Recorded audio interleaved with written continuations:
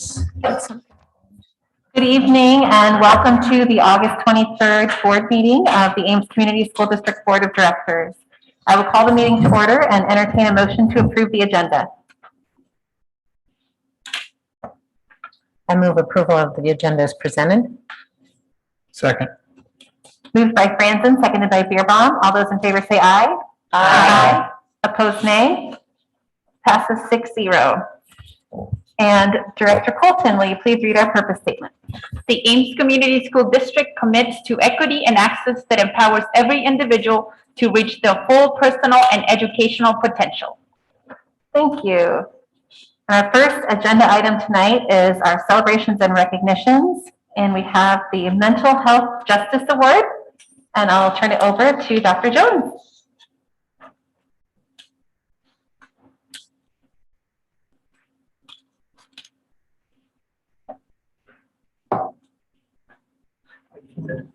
Same pleasure to present the School Mental Health Organization of the Year award that was given to Ames Community School District for the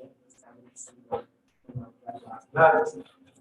So we have the school district, especially our teachers, into our community. We just want you to know that we will continue to fight for equity. We will continue to fight for good. It's just an encouragement to have an organization outside of the city of Ames to see the work that we're trying to do. So,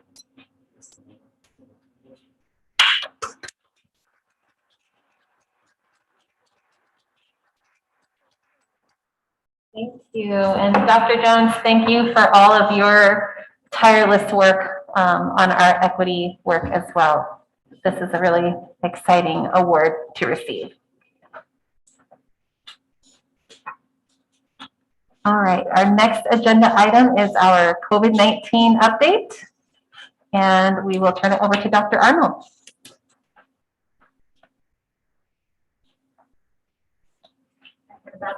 So I figured I'd come up here.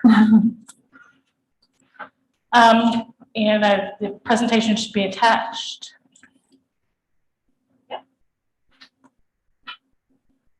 Okay, our first slide starts with an overview of the Story County data. If you scroll down a little bit. There it is.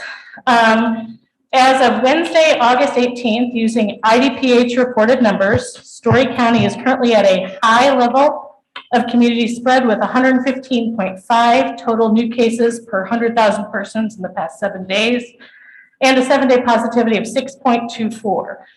This information is, as you see on the slide, and the graphs are based on that data as well. The most current available data from the CDC is as of Saturday, August 21st, which also has us, Story County, at a high level of community spread with 112.2 total new cases per 100,000 persons in the past 7 days, and a 7-day positivity of 9.95. There's an update of our vaccination percentages. 52.9% of Story County residents are fully vaccinated, and an additional 4.5% are considered partially vaccinated. And of the population eligible for vaccination, so those 12 years and up, 59.5% are fully vaccinated, and an additional 4.9% are partially vaccinated. As a reminder, we have a vaccination clinic tomorrow. Little commercial here, in the district office from 5 to 7. We still have plenty of spots available. If interested, please contact me, or there is an online sign up. Our next slide goes into a review of the 9 prevention strategies that the CDC recommends for K-12 schools and how we are responding within the confines of Iowa law. First, as previously communicated, the CDC promotes vaccination in all populations that are eligible. We have offered 9 sets of clinics already, resulting in over 1,100 individuals getting vaccinated, and then that additional clinic we're offering tomorrow. Next item under that is consistent and correct, still on that slide, sorry. Consistent and correct mask wearing. Current Iowa law prohibits Ames School District from implementing a mask mandate. As a district, we strongly encourage all students and staff to wear masks while indoors at school. I can say that there were reusable donated masks available at all of the elementary schools tonight, that we had tables sitting out there for that. And masks will be available at schools for students who wish to wear them, but they've gotten dirty or they might have left them at home. So we will have those supplies available at school. As far as physical distancing, CDC recommends 3 feet between students when possible, and if not, to layer with other mitigation strategies. We've encouraged staff to physically distance to the extent possible within the confines of their classroom and the number of students assigned to be in those spaces. As far as testing and staying home while sick, we still encourage all families to keep any ill children at home. And we will be providing Test Iowa at-home kits from the schools as soon as we have them available. We're getting a limited number and have registered to be a distribution site. In the interim, we're trying to get some from a couple different places until we get that from the state. For hand washing and respiratory hygiene is the next recommendation. We have hand sanitizer dispensers available in all elementary classrooms and within other buildings. Hand hygiene, covering coughs and sneezes is going to be continued to be enforced and reinforced. For contact tracing in combination with isolation and quarantine, any staff or student who tests positive will not be allowed to return to school until their isolation period ends. There is a confusion over isolation and quarantine, and I jokingly say you can do some mnemonics with this. Isolation, illness, Q, quarantine, questioning. So we are able to keep kids home that are sick and are required to isolate. As far as contact tracing, because 7th to 12th grades are eligible for vaccination, and vaccinated individuals are not required to quarantine after exposure per the CDC, notification of positive cases in that 7th to 12th grade group will be at the building level.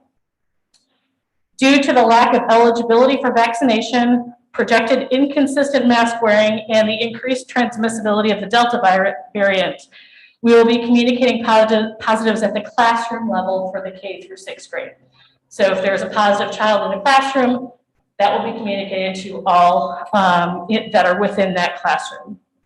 We are going to provide the CDC recommendations for quarantine for close contacts and advise of those recommendations.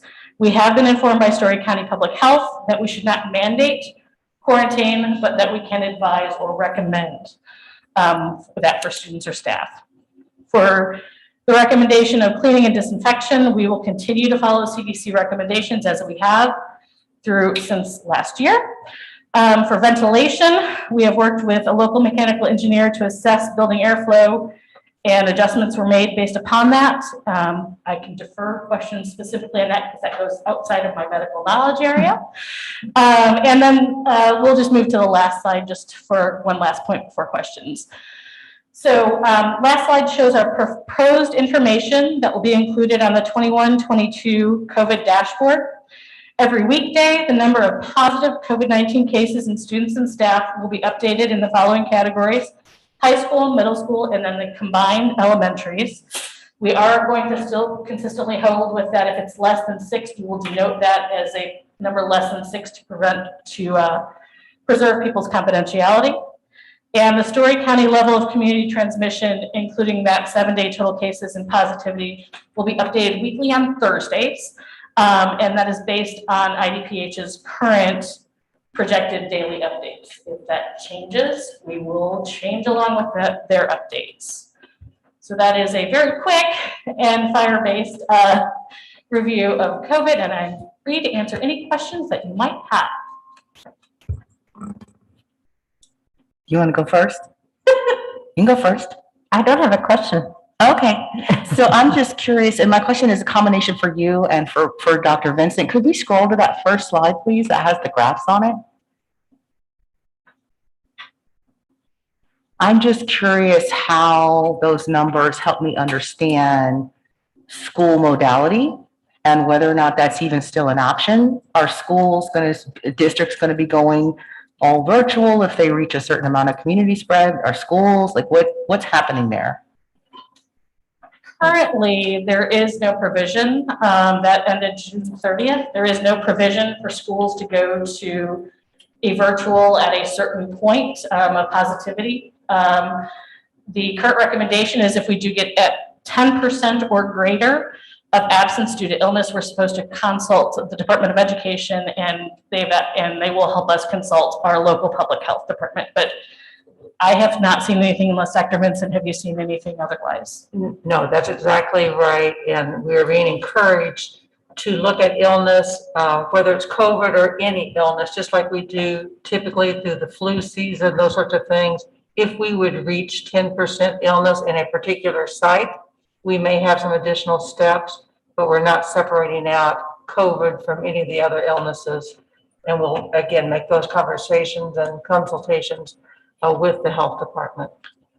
So just so I'm clear, because I'm trying to think what happened last year. So there's no more classrooms going online, there's no more schools potentially going online, and then there's no more the district potentially going online. That's correct. Okay, thank you. And I have a follow-up question to that, to the 10% or greater.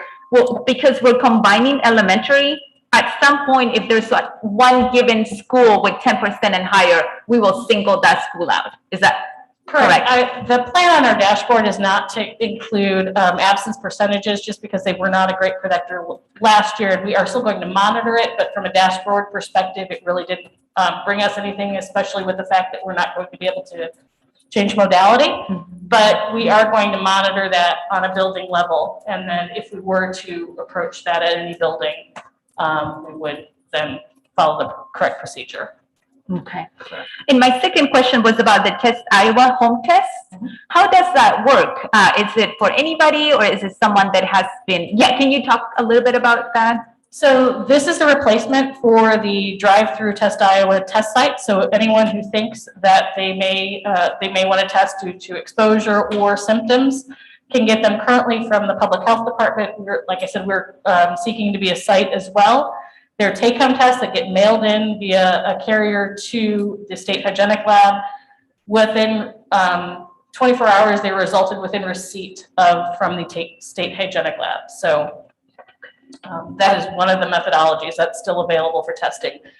I know that Hy-Vee, at least as of last week, was still doing testing. There are also rapid tests that are available at a variety of pharmacies and other locations as well.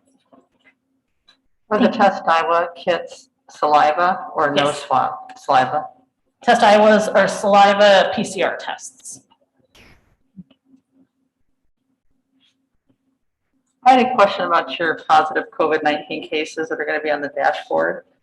Is this just through voluntary reporting, or will you get information? It's through the same methodology we had last year. The majority of our cases were reported through families who reported to us. We had very limited cases where public health notified us before a family did. It was usually families notifying us. At this point, public health is not doing contact tracing or follow-up on those cases, so we may be able to confirm with them, but they've told us to go ahead and take the word of if someone calls and says they're positive. That's our methodology.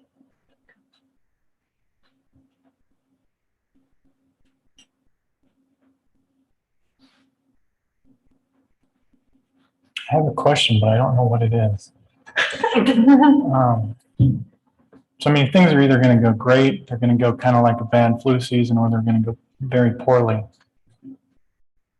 What do you anticipate it to look like for us as far as reaction, or what, if things go badly, how will we see that? Will it just be that a lot of students will be out at some building and then it's the Department of Education 10% thing, right? I mean, that's really all it is this year, right? I mean, I met with the nurses on Friday, and we did discuss, what our current plan, and that, how we're going to manage things and contact trace and all those things. And we all know that just like last year, things may be fluid in how we, how this moves forward and how we're going to work with things. But as far as right now, our current only goes bad indicator is that either student or staff absence. And I know with currently, as I've run it, it is student absence at 10% from the Department of Education, which is the same as it was last year. And do you know, for student activities outside the classroom, so sports or clubs or things like that, is there any general guidance or recommendations that is being given there? So as far as sports, I know that I've talked with the athletic trainers at the high school already. They have guidance from their particular sports and from girls and boys sides. We're going to work with them, and I'll work with them as well on identification of cases and tracing and those things. But they do have guidance. Same thing with music. Music has guidance from the Iowa, I don't know the acronym, music organization. So, you know, if there is guidance out there from an organization directing that particular activity to that. Do you know what the guidance is related to music generally? Because that was one thing that we kind of had to effectively shut down last year, and I know a lot of people missed out on that. But what's that look like this year generally? Do you know? The guidance from a federal perspective hasn't changed, that masks should be worn. We are providing PPE for instruments as appropriate for their wind instruments. We would, again, strongly recommend mask wearing. I know that in the middle school chorus, we're looking specifically at types of masks that may be offered to students that are better, like that don't get caught in your mouth like mine has been tonight when speaking or singing. So we're looking at offering those things, just the requirement for masking is something that we need to do. Thank you. Can I ask one more question? So then it's almost like two. So where are we on, what is your sense of a mask mandate coming? From everything I've seen, it does not sound like that is something unless federal, there's some type of a federal enforcement or somehow they get involved with that. I don't see that as something that can happen. I don't know on a city level. I haven't heard anything on that perspective. I think we all are pretty aware of there are groups, if you will, that have strong feelings on both sides of that issue. There are pending lawsuits and legal action on both sides of that issue. The federal level appears to be moving towards some different guidance, but nothing has changed at this point. And quite honestly, I think we'll be into the fall in dealing with whatever it might bring before there's any shift, if there is one. That's helpful. Thank you.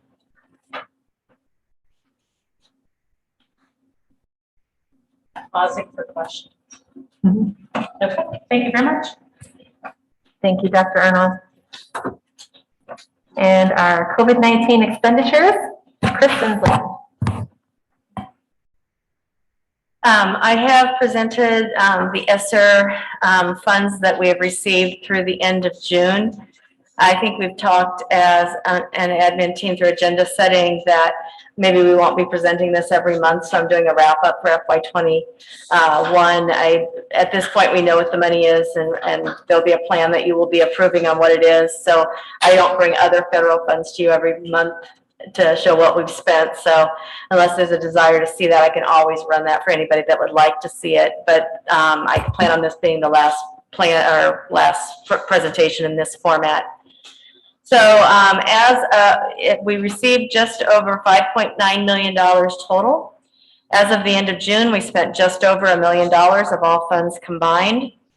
That leaves us with $4.9 million remaining. I will note that it is actually a little bit less than that. If you'll notice in that center column under the non-public, SR1, there was $7,600 left of the non-public funds.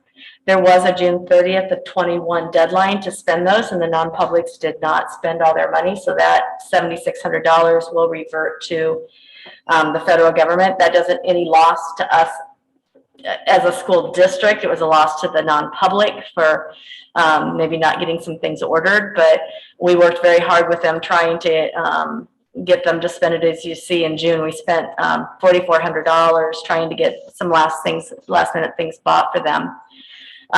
So really, when all is said and done, we'll have about $4,912,000 left. I'd be happy to answer any questions. Obviously, SR1 is done. What the GEARF, which was the governor's emergency education relief fund that we spent on the hotspots, that is done. So what is left is SR2 and SR3.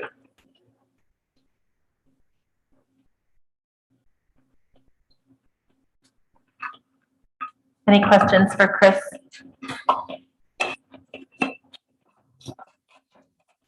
Okay, then we will take any public comments on our COVID-19 discussion item. And I will just ask if you do have a comment to please remember to state your name and address. And Director Beerbon, will you grab the sheet for me? No, that'll be for later, but you can go ahead and grab it. All right, so we don't have anyone in the room.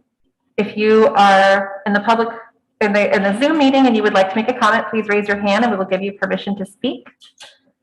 And we have Matthew Wetstein. You've been given permission to speak. Hi, I'm Matt Wetstein, as you said. I live in 1723 Maxwell Ave. I have a couple questions with regard to seating arrangements in the buildings and also materials. So the question about seating arrangements is anybody consulting with the teachers on safe ways to seat the kids properly? And the second question with that is whether or not there's going to be any expenditures on plexiglass, especially in the cafeteria, to provide a barrier between children on opposite sides of the tables. And then my last question is there going to be any budget or spending to provide masks in every classroom for students who opt to wear one, who were not given one when they came to school? Thanks, Matthew, and we will follow up with your questions after the meeting.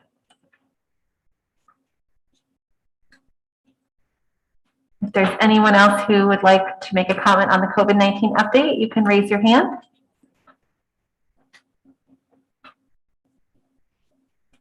All right, and seeing none, we will move on to our discussion items. And our first discussion item is our board committee update. And we will start with the facilities committee. Okay, I'm pulling this up. Some of us were able to go and have a tour of the new high school with a large group of teachers on Saturday. That was really great, able to get into the building, see that.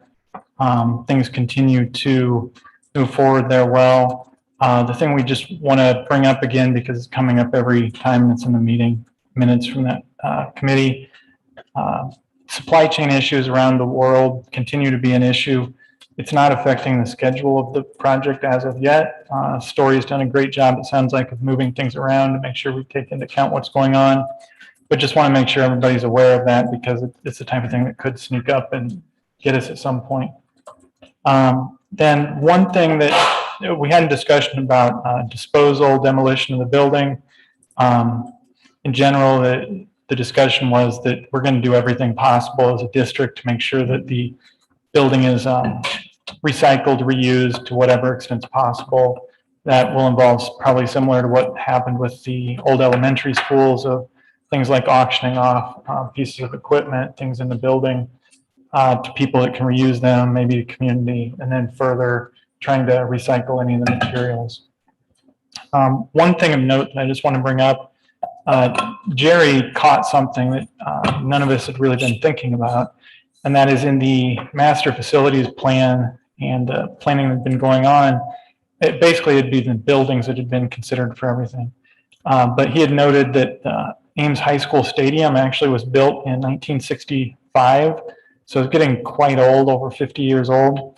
So one thing he had asked for some feedback on was the ability to get someone to come in and assess the current stadium's condition and understand what the potential there is for longevity. Like, are we going to end up in a position where we need to replace that at some point in the next 5-10 years? What do we need to do to maintain it? So everybody on the committee was very supportive of doing that, so we can start to think through that. And then the last thing, there's going to continue being more discussion on Pebble budget update and planning. That'll be starting to come through in the next couple of meetings. So that's it. Any questions on anything that was covered in that meeting? Okay. Thank you. And policy committee. Well, we met last week, yes, last week, and tabled the discussion for earlier today, and we are now bringing that topic. And so I'm going to actually just let Dr. Vincent talk about it, if that's all right, in terms of how we structure our policies. Sure. So the committee is looking at not only the process, but also maybe the content and structure of policies as we move forward. The process that we will use is similar to what has been in place for some time, where there is a cycle of reviewing policies on about a 4-year cycle. So every policy would be turned over in that time frame. And some of that work starts with just reviewing the current status and any new guidance, legal guidance or guidance from the Iowa Association of School Boards as we consider that internally and bring that policy to consideration for the committee. The committee has a chance to also work on it, and then eventually a draft shows up here at the board table where the board as a whole can have the conversation, and when it is ready for approval, then it will be on the agenda. Typically, it would be on a board agenda for at least 2 readings so that there's plenty of time for board consideration as well as public input. As far as the structure of the policies, the committee looked at some work briefly that has been done by a person by the name of John Carver, who writes about ends and means policies. And in general, this is an individual that policy and governance is kind of his area of expertise, but he just recommends that boards consider and think about policies are the way they intentionally connect with their community, in the case of nonprofits, and with administration that has to carry out their expectations. So any work that can be done that clarifies what is the guidance the board wants to provide, who does it affect, and how do you build in accountability is a nice structure. And so the committee has looked at just I'd say more of an organization to policy than anything else, using that kind of framework. And as the committee looked at it today, they looked at one potential example and said, you know, it's worth a try. There are some types of policies that it may not actually help any, but in many cases, we think it will clarify if we always have consistent guidance on what is that philosophy or the big sense, the scope, who does it affect, and then the accountability. How do we know that that is being carried out? And how do we provide support and instruction to those that might want to raise questions or have concerns or issues? So the next steps will be that we will take a small set of policies that are due in this cycle to the committee for consideration, and I would anticipate you will begin to see policies at every board meeting. We have some work that we need to do to make sure we're within that 4-year cycle, and we will be bringing those as quickly as we can bring them forward in a quality sort of way.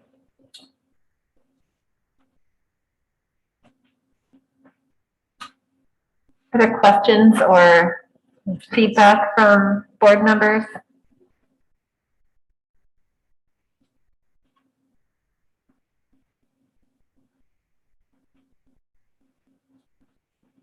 All right.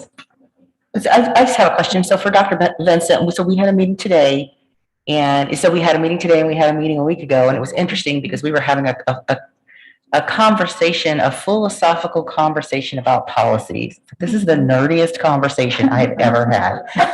It was very interesting though. And so one of the things that I think came up at today's meeting was a request to kind of find some way to build in I don't know what we called it, a reporting line, or I don't know, a problem resolution tree, or just so people would know, okay, this is really the role, the person in a role who is responsible for the policy. And so this would be your first line of response. And if that doesn't work, then you go here and here. And I see that you've So in the draft that we're looking at, is it updated to include that? Is that It what that is. line is about policy 401.4? It is. Yeah, that's what I figured.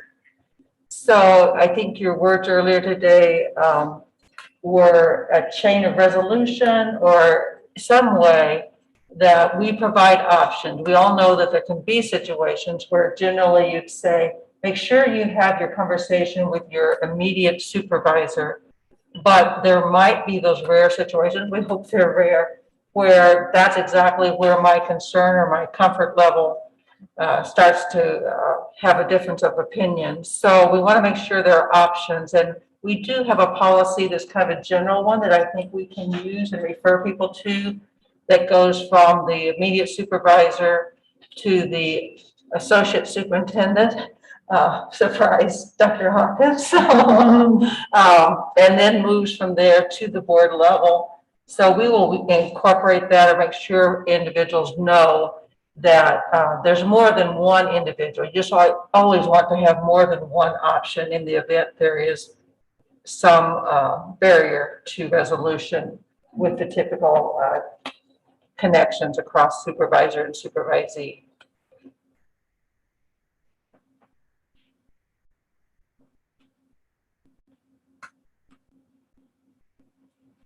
Anything else from the board?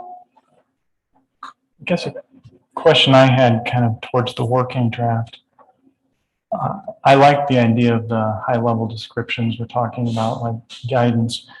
When I compare it to the IASB model policy, it's much shorter as far as the content that's in there.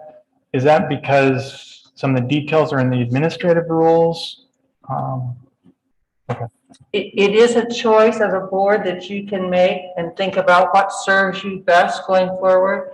It sometimes is easiest to have your clear direction in the policy and the implementing procedures in the regulation. And the regulation can provide quite a bit more detail. It has the same status when you get to legal situations as the policies, because you have those too. But it allows the flexibility of shifting. You know, things happen all the time. You close a building or, you know, different aspects of your operation shift, and you can update those as necessary. But that is a definite difference between the model. It would just separate out the guidance from the implementation. And that seems very reasonable. I guess the question I would have, because we've had this come up a few times in the past couple of years, is there some sort of cross reference between the two then that makes it so if you see the policy, you can easily find the administrative rules for said policy?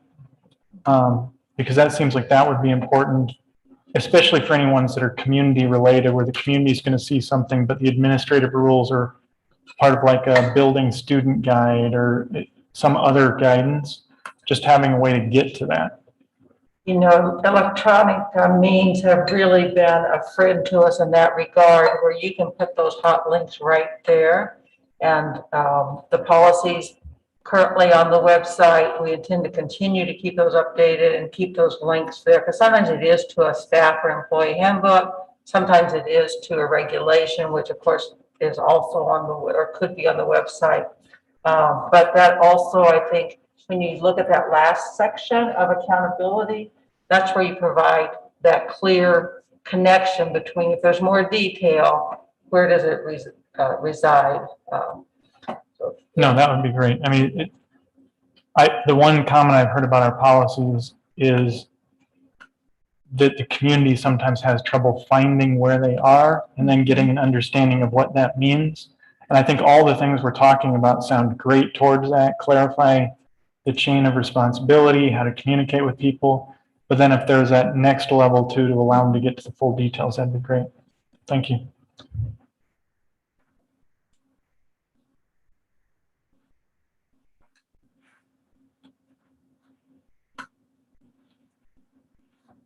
A teacher wait time. Okay. Are there any other updates from board committees? And any comments from the public on the board committee updates?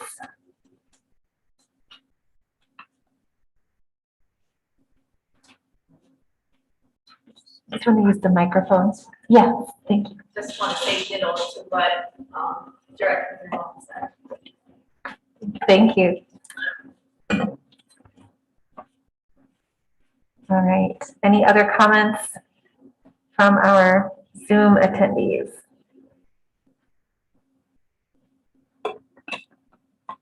Okay, seeing none, we will move to our next discussion item, which is our overview of the 2021-2022 school year. And I would ask for the slides there to go ahead and be loaded if we could. There are, as you can imagine, 100 things we could talk about, in terms of how preparation has gone for the school year.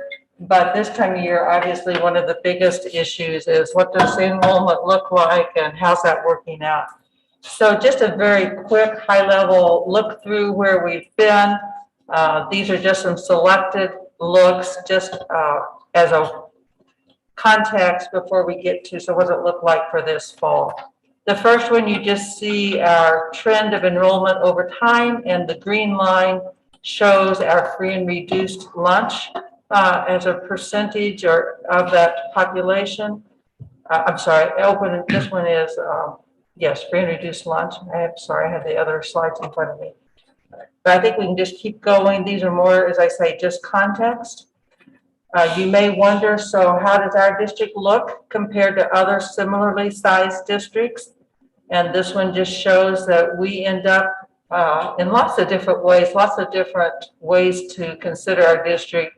We often fall in kind of a mid-range among similar sized districts. And you see that is certainly true here. Next slide. This one shows, I thought this one was particularly interesting. It just shows our shift in demographics over time based on ethnicity. And Ames certainly trends right with the most recent census data when you think about the growth and those that identify with 2 or more heritage backgrounds, and amazingly pretty evenly distributed among some different groups. Next one. Sometimes people wonder about how does your special ed population look in comparison to your overall population. These are percentages. And you can see obviously those with the more mild learning challenges or whatever that situation may be are the largest group within our special ed population, and our, but some fluctuation, if you will, between those with more mild situation compared to a little more intense, and then our most intense needs are the line there at the bottom, which have been pretty steady around 1 to 1.5% for the past several years. Next one. This one just, it gives you an idea of our curves of students in, students out, based on open enrollment in or open enrollment out. I know the colors might be a little bit hard to see, but the top line are students asking to come into the district. The middle line is the net between those coming in and resident districts on the bottom going out. And then the next slide has a little more detail. Dr. Vincent, just real quick on the slide, because I see you showing 2021, a point of clarification for the public. That is not this school year. That is as of our last school year. Appreciate that. These are all based off of fiscal data. And as you know, our head count from last fall is what we work on for 21, 22, and then we'll do that again this fall. And so the 22 data will show up very soon, even though it's only 2021. So it is a little bit confusing. Thank you. Now this is up to this fall. This is our history. And then this is, again, open enrollment in, out, and the net. And you see the net line is that blue line. And then the final one. This is a look at our historical enrollment by building or site. And the data on the far right, the preliminary, it says 2022, that's the 21-22 school year. Those numbers, these are not only changing hourly, as I said to someone earlier today, these change minute by minute right now as we're leading up to the school year. And they will shift quite a bit. This is a rough look at head count. These are not sorted out yet for who might be a resident district, who might not be. So those numbers are going to change. But you do see the general pattern I would point out to you is we are enrolling quite a few students. I would let Chris address this if she chooses to. We know we are increasing in students, but likely not approaching where we were 2 years ago. So this is just a quick snapshot. And as we get further into the school year, in a few weeks, we get into September, we'll take the official head count, and then we'll have much more detailed information to bring to you. Anything you want to add, please? Yeah, so the way I look at it, if you think of FY21 was actually the fall of 20, FY20 is the fall of 19. So that fall of FY20, you see the COVID effect of what happened with drops in the enrollment. And then if you look at, so I look kind of at the fall of 19 and what will be the fall of 22. I'm sorry, fall of, that's correct. Fall of 21, sorry, which is preliminary 22, so it does get confusing. I kind of compare the fall of 19 and the fall of 21 to see where we are. We lost the equivalent of 226 students served. That's not head count, but that's served between those are the kids we serve in our buildings. And while we've regained some, we certainly haven't regained all that. So I guess it's kind of foretelling that even though our enrollment's going up, that doesn't necessarily translate into an easy budget year. And I just really caution us about drawing very many conclusions from the numbers at all. It's just where we are at the moment in time that the slide was loaded, and it'll look different tomorrow, but we'll keep you posted. Yes, I have two questions kind of, and then one comment. One question is kind of, when do we anticipate having the updated demographic study that we're doing each year? That'll come like in January, February, is that accurate? Or when will that come around again? That's a choice that I think we get to make, likely. I know we have 2 years of that data, and if I remember correctly, the most recent one was dated February. So it would make sense to me that you stuck with that similar time frame, but you could certainly provide guidance about when you would want to start that process. It makes a lot of sense to do that somewhere after the fall of the year, just in terms of getting settled in with students not showing quite as much movement. But I think that'd be important just to get on the calendar. And I think we've kind of, as a board, said we want to keep continuing getting that data and that guidance. And making sure we get it this year, I think, would be very important for the new superintendent coming in over the summer to understand the district and where it's going and planning. Give you an idea of time frame, Director Beerbaum. The very first one we did, we received on 2/12 of 20. The second one we received on 3/11 of 21. Yeah. So that'd be that February, March time frame. Yeah, that'd be great. Then I guess one comment I wanted to make is looking at the third slide, depending on how you have it, the ethnic breakdown. I think it's important as we talk to people about our equity work. If you look at that slide, we're not talking about equity being important because there's a small group of students. I mean, it's over a third of our students are non-Caucasian in this, right? That's why it's important. There are a lot of students there. Then the last thing, and I'm going to confess ignorance here, formative years preschool on the last slide. I don't know if I know what that is. So and they're on the agenda in the consent right now. If you recall, we not only have our preschool where we serve with our teachers in our building at Northwood, we have 3 partner preschools, formative years, university childcare, and ISU lab school. So we get state funding for those programs, and then we pay them so much per week per student. Those 28 e-agreements are on the agenda tonight in the consent agenda. So at this point, we haven't, as far as the last time I talked to Cassie, we had not received any information from ISU Lab School or University Community or childcare at the very bottom, because, well, I guess we have one for UCC. So we're still waiting for that data to come in. As you recall, preschool doesn't start till after Labor Day. So they'll have time to get that data in, and certainly before count.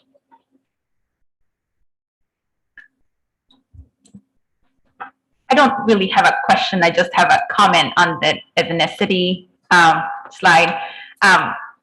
I'm thrilled to see the growth in the Hispanic community. That we're like, it's bordering 10%. So that's a huge growth from what is it, 2008. So I'm happy to see that. And I want that Hispanic family, if any are listening, we want them to come. We want their littles, they're welcome. We want them to come. Thank you for being here.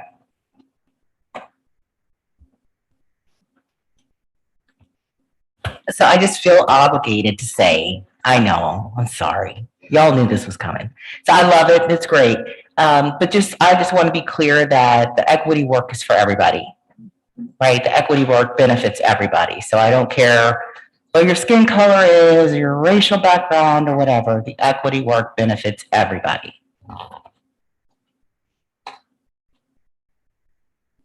Thank you. Any other comments or questions from the board? All right. Any comments from the public on the overview of the 2021-2022 enrollment data?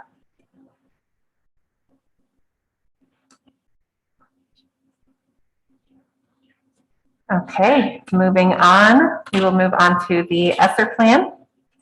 And Dr. Hawkins. Good evening. Thank you for the opportunity to talk with you tonight. I appreciate it. So, as many of you know, because you were able to serve on that SR3 committee, we've had a variety of meetings and taken a number of steps in order to really do quite a number of things as far as gathering information and feedback around our ESSER plan. So tonight, hopefully is an opportunity for me to present to you a broad overview of those steps, what we've done, maybe address the plan itself in some detail, and then answer any questions that you might have. So on the first slide, I thought it might be valuable just to remind ourselves what actually is required from the state when it comes to the ESSER plan.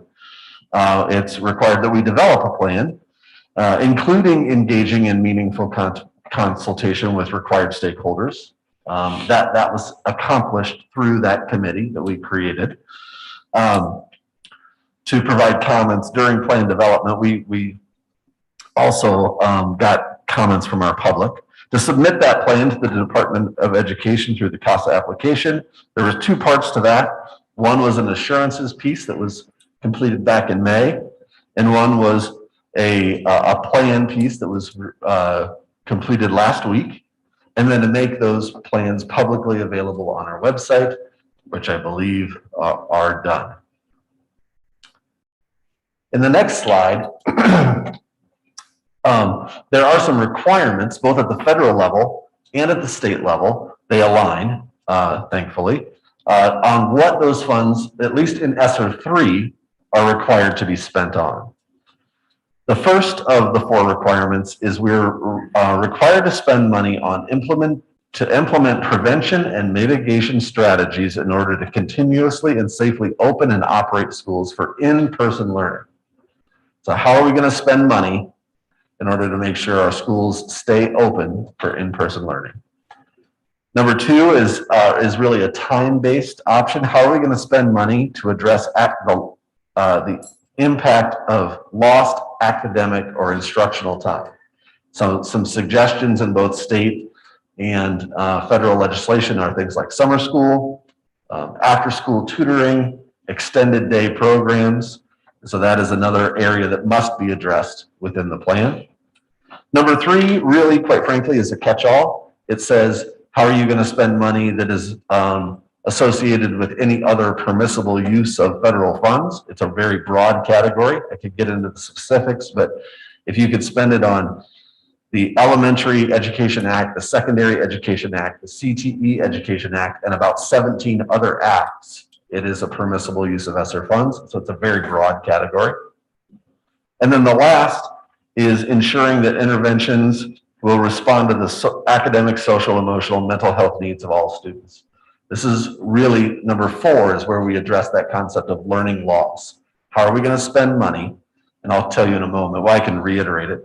We are required to spend 20% of the SR3 budget to address learning loss. The SR3 budget, I've got the last slide here, and I'll make sure it do its due diligence when we get there. It's a little over 3.7 million, so 20% would be around $720,000. You'll be able to see when we get there, we actually have discussed spending significantly more than $700,000 on learning loss, but that is what we would be required to spend within this plan. So the process used, which is outlined in the next slide, was first to collect the input of staff. So last May, I went to every single building, spoke with leadership teams, and collected staff input. We also asked building administrators, coordinators, and other folks, hey, you've been working with our kids all year on how the pandemic has impacted them. What ideas do you have for how we could use these funds to address the needs of our students? Over 150 staff members, EAs, counselors, teachers, administrators, coordinators, nurses, you name it, we had them included in trying to get staff input on suggested strategies for how to use these funds. Then some work was done with those staff suggestions, both to synthesize them and see what was the most frequent suggestions, as well as some work to connect them to an evidence base, and that is addressed a little bit later in the presentation. We then formed a committee comprised of around 40 different community members that addressed the required components of the federal and state law, and also attempted to really draw in our community to have a meaningful conversation about these plans. The first meeting was on June 28th. That meeting was set up to review some data sets that I'll talk about in just a minute. And the primary outcome of that meeting was to identify what might be some prioritized targets, right? So I will tell you, as we began these conversations, $3.7 million feels like a lot of money. But as you think about, okay, well, let's say here's just one example. Let's say we thought, let's spend that on providing some additional days for professional development to our staff. Chris, you can correct me if I'm wrong, but I'm pretty sure a day of professional development for us is around $300,000. No, what is it? It's like 125,000. 125, thank you. It's good to have Chris. But 3 days would be. That's where you got the number. Yeah, thank you. So again, that's about 10 days a year for 3 years of professional development.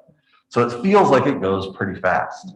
A staff member at approximately $80,000 times 3 years of the grant funding is $240,000. So you get about 10 to 12 staff members. Ooh, there's your funding. So 3.7 million, at least for me, it felt like didn't stretch quite as far as what I thought it might.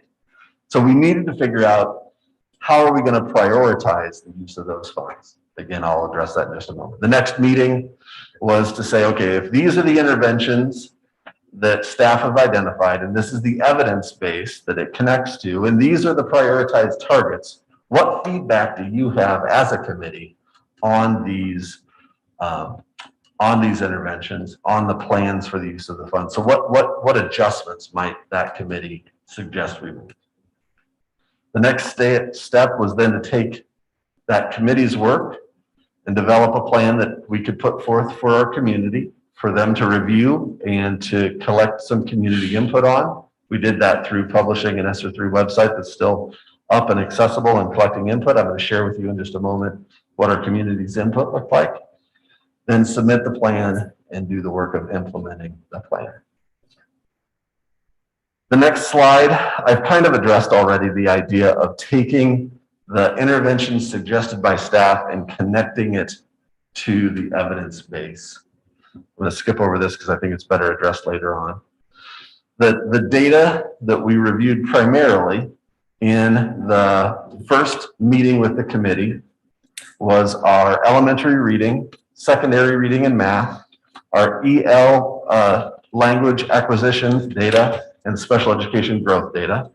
I will tell you as a board, one of the data pieces that the committee asked for that we struggled to be able to provide, and I'm just trying to be really transparent because it might be something we want to consider being a part of our plan, was mental health screening data, right? One, the screener that we had used previously that year, which had really positive feedback from our building principals. We'd committed to our community that we would not share that data. We wanted to honor the commitment that we said, and it was given on a limited basis. Outside of that screener, we don't use, at least that I can find, a formal mental health screener that is applied district-wide for which we could review data and use it to prioritize targets. I want to be transparent about why that data piece is not here. So in looking through that data that we shared at the committee, and with the goal of identifying who's prioritized, if we slide to the next slide, feedback from that June 28th meeting.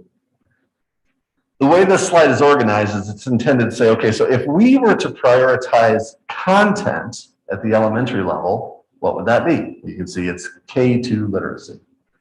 If we were to prioritize content at the secondary, it would be math throughout the whole secondary. 612 math would be what that committee, and I would agree what the data suggests need to be prioritized. If we were going to prioritize buildings, you can see the answer there. Demographic groups, you can see the answers there. And special populations, you can see the answer there. So based upon the review of the data sets, we asked the committee, what does, as we prioritize the use of funds and as we target these interventions, where should those priorities and targets be focused? This is what the data said to that committee.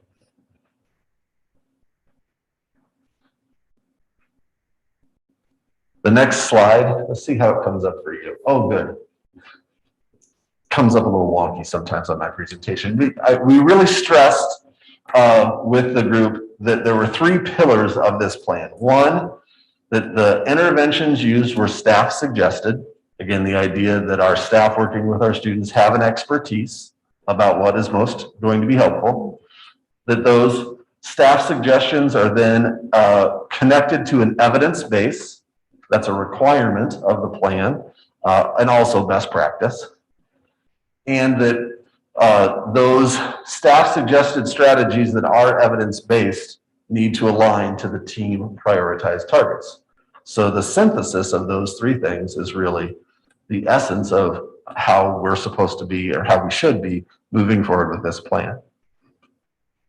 When it comes to an evidence base, on the next slide, you can see the state has provided a description of that evidence base and broken it into tiers based upon the relationship between the intervention strategy and the amount of research or strength of the research study around that. So again, really, what is the research evidence base around this intervention?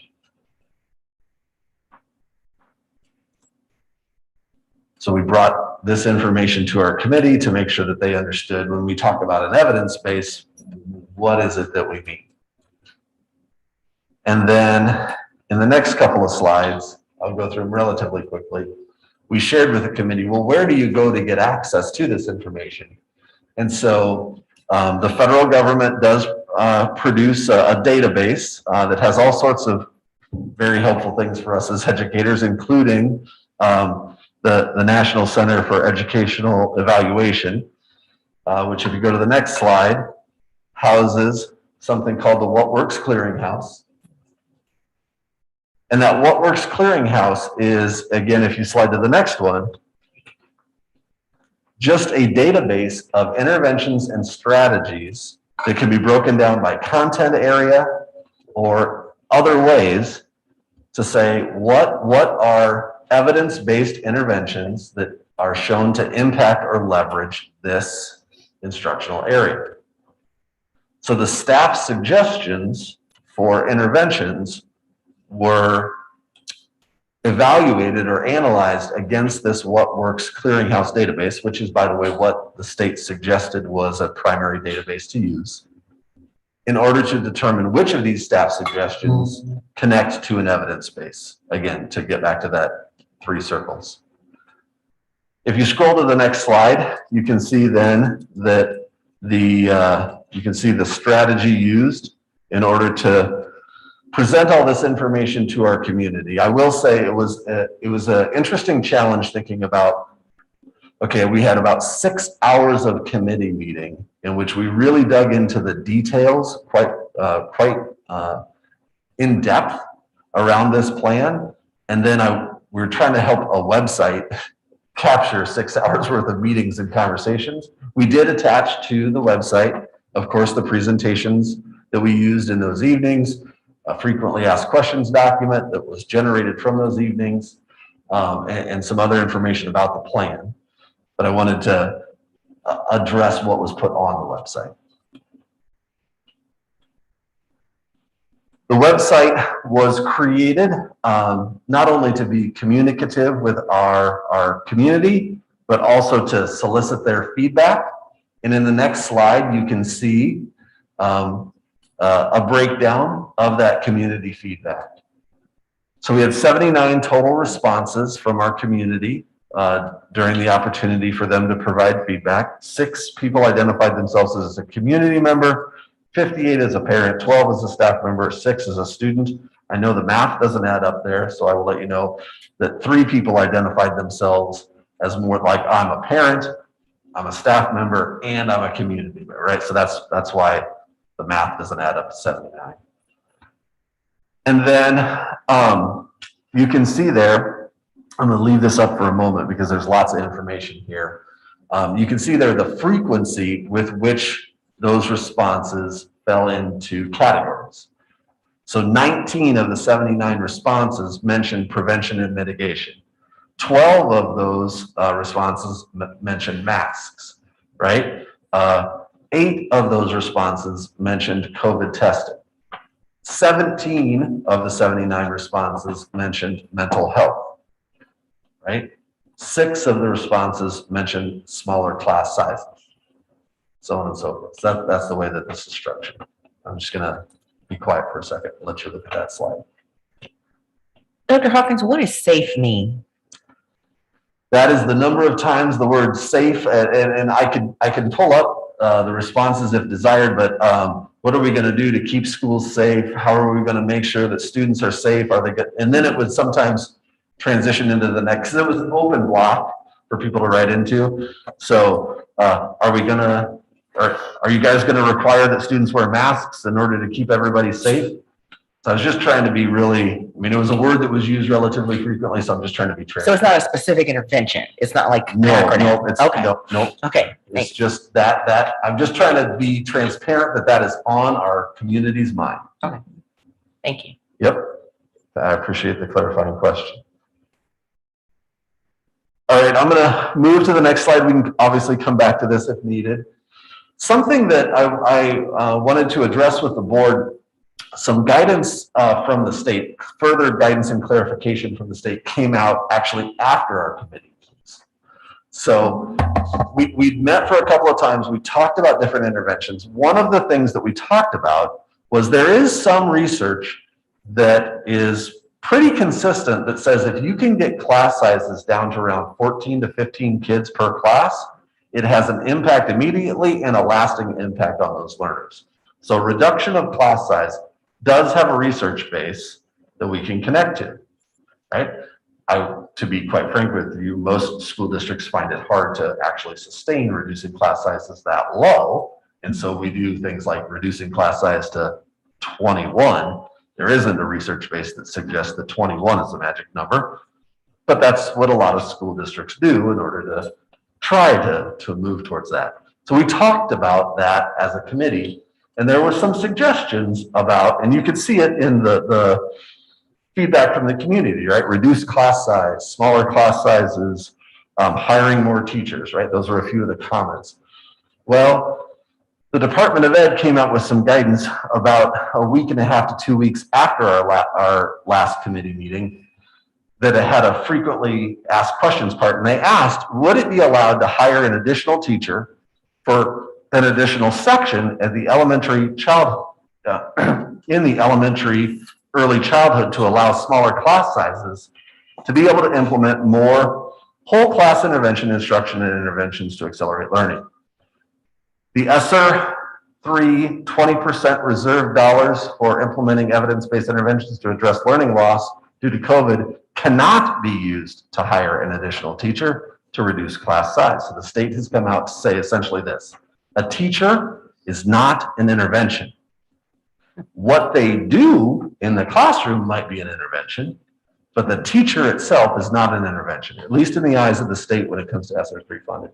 Now, the next sentence is an interesting one, right? Because then they go on to say, however, dollars from the remaining 80% can be allocated for this purpose. So remember, if we get 3.7 million and we only need to spend $720,000 earmarked towards interventions, we can spend some of that other money on teachers and reducing class size. Again, given the caveat that we can find the teachers. But we can spend that money, but we can't have it count as part of the 20% that's being spent on interventions because the state does not see teachers as an intervention. Wanted to make that clear to the board.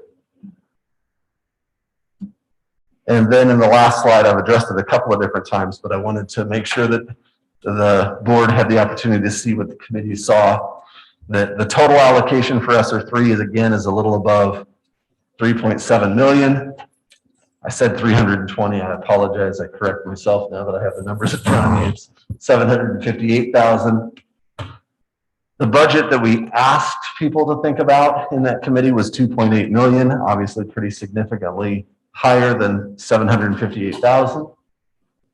But it'll be interesting to see how we go about spending those funds, given that it is challenging to find some of the staff members that were identified by staff suggestions and connected to an evidence base, as well as now that, quite frankly, we see the Delta variant surging and the need for remote campus. That also has changed since July 12th. So thank you for your patience with that presentation. I would love to answer questions that you might have.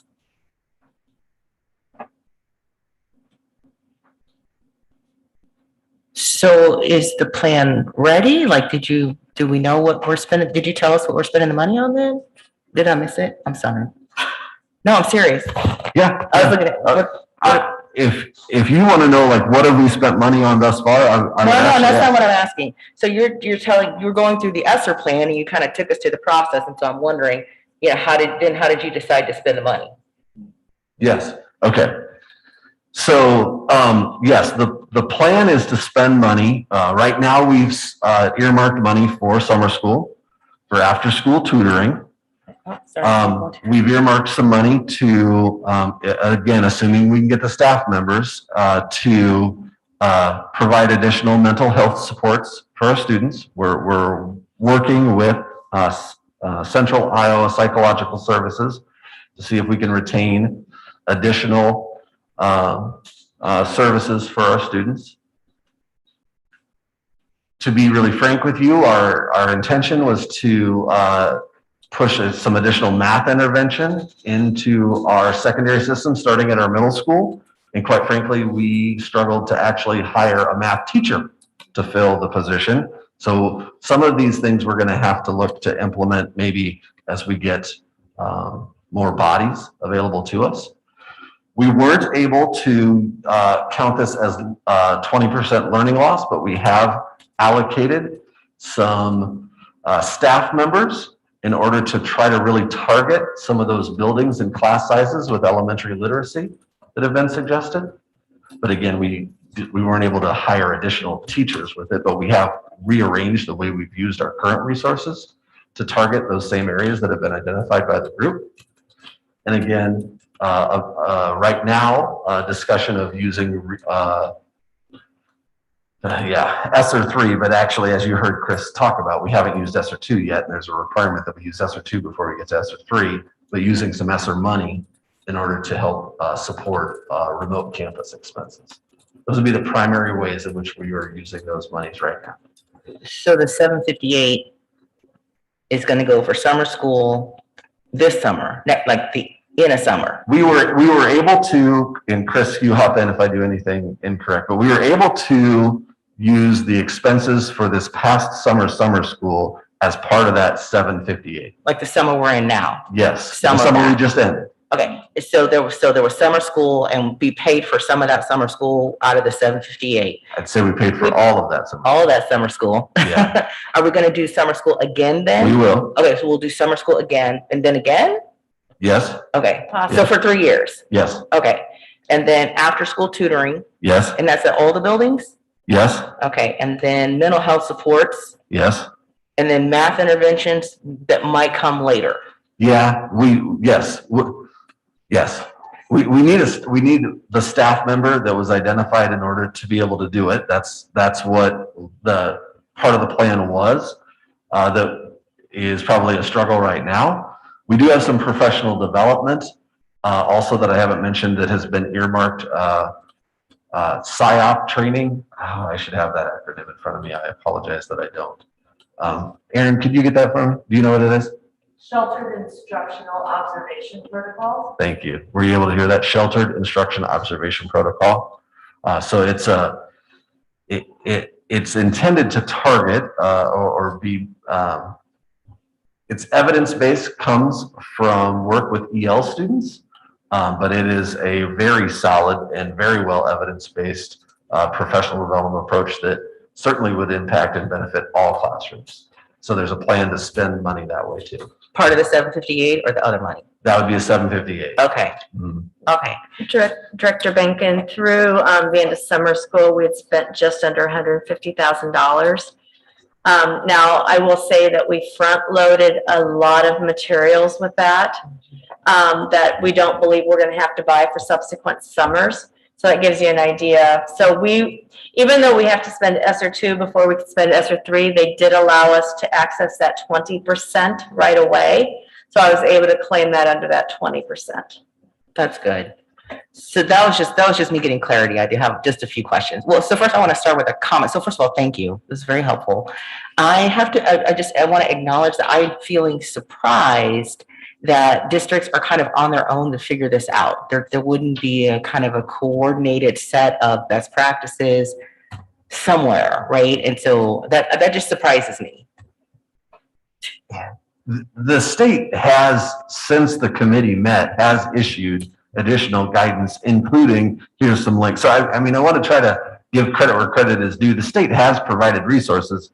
I would say we as a system moved a little bit more quickly because I really did want to involve a set of community stakeholders in the conversation. So we moved a little more quickly than what the state guidance aligned with our work. And then would you mind just scrolling to page 5 real quick? That'll just, I think, be helpful.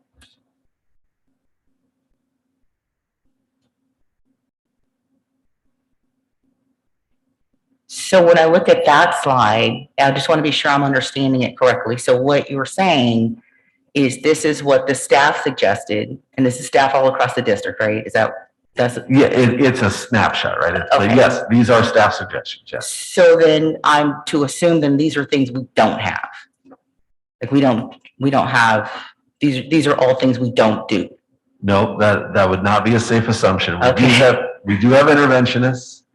So for example, we have success teachers at our elementary. We have ALP teachers in our secondary system.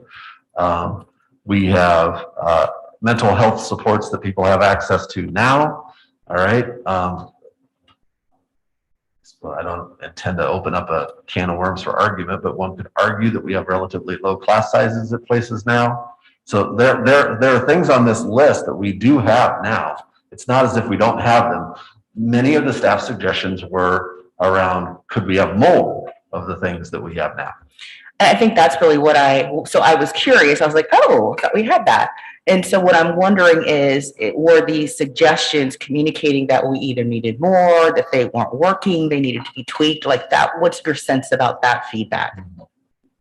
Okay, well, this kind of give a grain of salt with this, right? So there's a little interpretation here. I didn't exactly ask that exact question, but yes, I didn't get the sense that I was getting the feedback that what we're doing currently isn't working. Rather, I feel like I got the sense that, hey, what we're doing right now is working. If we could have more of it, it would work more and work better. Okay. And then my question, so I've really struggled with the whole ESSER question, right? Thanks for the money. It's our money, but whatever. I'm not going to make them fine. I guess part of what I'm struggling with having to buy into this learning loss idea. Let's just say it's a real thing, right? I'm wondering how you or the district, not you personally, but like how the district framed it. Is it are you coming from the position that learning loss is a real thing and every student experienced the same level of loss? Or that learning loss is a real thing and that students likely experience proportionate losses based on where they were starting from? That's an interesting question. So I would say that the data that we put in front of folks and the conversations addressed the idea that learning loss is a real thing. We broke that data down demographically, by building, by grade level, by special population, as many ways as we could break that data down to say the odds are pretty good that it wasn't experienced the exact same way by everybody. I don't know. We did provide, like, here's been the shifts in the data to say, here's maybe where it was prior to the pandemic and here's what it looked like in the pandemic. So we could cull from that who's maybe been impacted the most, but I don't know that that gets exactly to your question. Well, no, and it's related to my next question, which is on slide 7. So then I guess I'm trying to figure out, so you've already laid out really how the 758 is spent. So which prioritization did you go with? So right now, I would say the use of our resources and some of our current resources, the reallocation of how we use some of our current resources are definitely addressing the K-2 literacy at Sawyer and Mitchell. I would say the after-school tutoring obviously is intended to impact all kids because it's happening in every place. The PSYOP training, again, is specific as an evidence-based connected to EL students, but I also would argue that will be an intervention it's an intervention that will impact a majority of learners beyond just our EL students. It's just good quality professional development. Mental health supports. I don't know that I could say mental health supports are intended to help a specific special population or demographic group. It's not as if we're asking for additional mental health supports only for Mitchell or Sawyer. So many of the expenditures that have been planned are planned and impacting many students. So I guess that's what I'm not understanding. I guess, and that's why I was asking how you were entering this conversation. If your understanding is, well, everyone was impacted equally, so we just do these things that impact everyone equally and all boats will float, right? But the data that I've seen in the 4 years I've been here and all these meetings that we've been here, and we always talk about the numbers, now we've always seen the numbers, really point to those bottom 2 groups, and I'm not hearing a prioritization of those bottom 2 groups, and I'm having trouble understanding why that is. Can I make one comment from a discussion that was happening? Because this definitely came up in those meetings. It was actually some great meetings. I would say that the discussion the principals and the teachers had, they definitely said the learning loss was not only real, but that it was not felt equally or proportional to the existing gaps. It was out of proportion to the existing gaps, but still showing those same gaps. Basically, the gaps widened. So the thing I would comment on this slide that's maybe hidden in this slide, I think maybe there's a couple slides that could have been added. The K2 literacy and the math and the Sawyer and Mitchell, the reason those are on there is because of the bottom two things from the data we saw. Like, if I remember right, like the K2 literacy and the math, the reason that was targeted was because those were things that showed up very clearly as widening gaps. This is looking like news to Dr. Hawkins.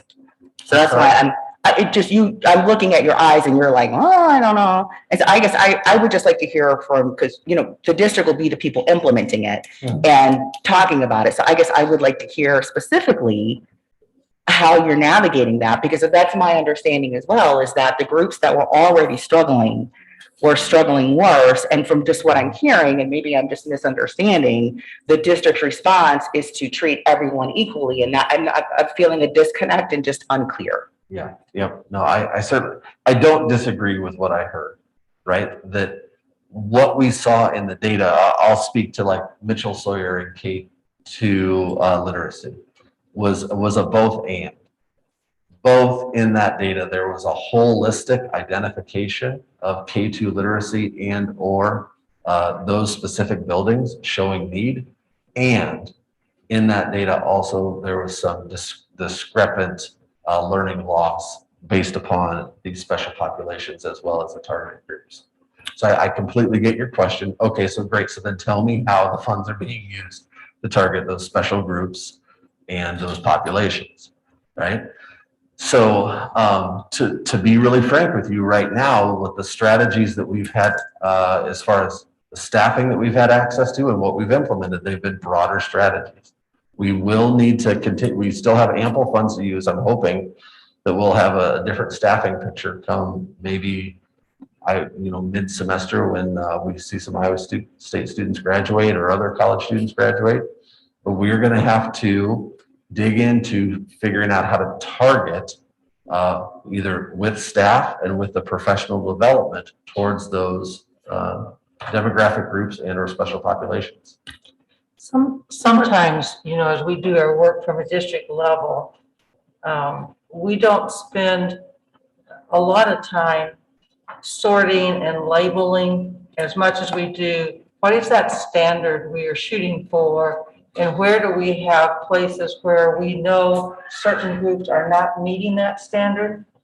So it wouldn't be typical often to say, well, we're just going to look at this group or that group, but we look at all of our children in the district, and out of that, where do we not see students meeting the standard? And in those groups, often we do see some patterns, perhaps based on ethnicity or other learning challenges. And so that we absolutely attend to those, but I think maybe a conversation for another time would be, is that in some way a strategy we should rethink? But I think we get to the same goal that perhaps you are raising, Director Benkin, in that we absolutely have to make sure we're increasing the intensity and the duration of support for students who are short of the standard we would hope for. And it may be figuring out specific strategies based on the backgrounds or what works with certain populations. But we try to start with, what is that standard? Where are we? Where are we going to put the resources to try to get all students moving towards that standard? Respectfully, I feel like that's been the drill for 25, 40, 50 years. And here we are still having the same conversation. And so I think, to hear, well, we don't really focus on specific people, when you look at our data, even someone who is data illiterate can be like, holy shit, that group's on fire. And so I guess I feel like this conversation, and we had the conversation about this earlier, is unsatisfying. I don't see how this plan connects to the clear need that we have. I just don't see it. And hoping that by this broad K2 focus at Sawyer and Mitchell, well, I've seen the data at the middle school.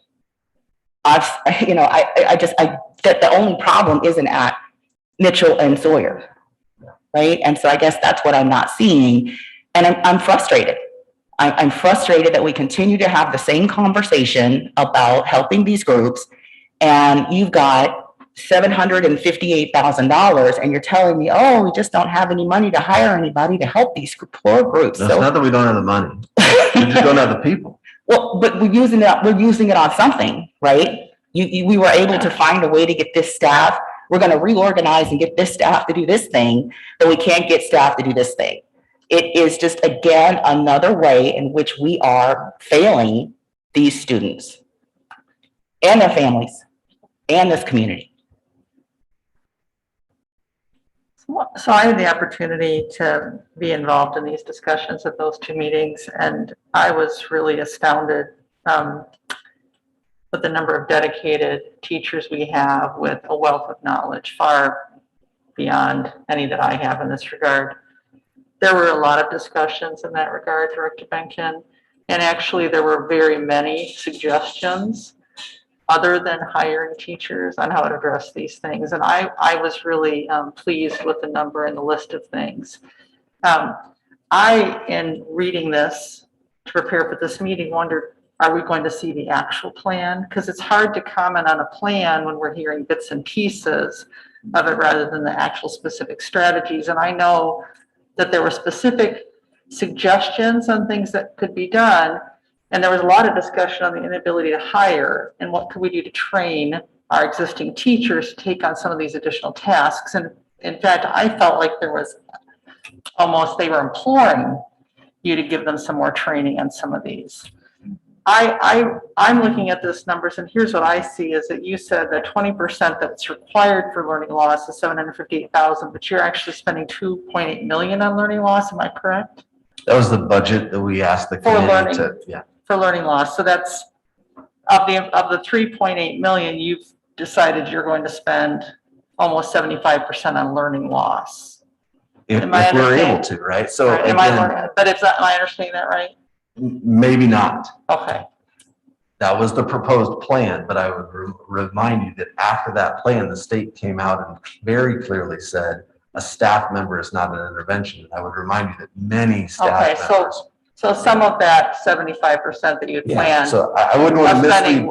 Would be hiring. So, but you could, in essence, spend far more than 20% if you so chose. You just couldn't do it by hiring additional staff. Correct. Okay. Well, you could because you just couldn't spend the 20% on staff. That was my distinction. That was my distinction. I didn't want to mislead the board to think that it would be all addressed towards learning loss if technically the state is telling us hiring a staff member isn't a learning loss intervention. Right. Yeah. So, I mean, clearly this past year, everyone can recognize there was learning loss, right? But there's a slew of other things that we're going to see in our kids that we've seen some aspect of it, probably far different than we've seen before. And I would argue we're going to see a lot more mental health needs. You're going to have anxiety for kids returning who weren't at school. You're going to have kids returning who are anxious about the Delta variant.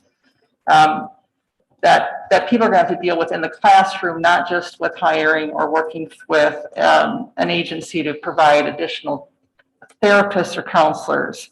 So is there any training that you're providing to teachers of how they're going to facilitate conversations with these children at all ages who have these high level anxieties with our current state of affairs in our country?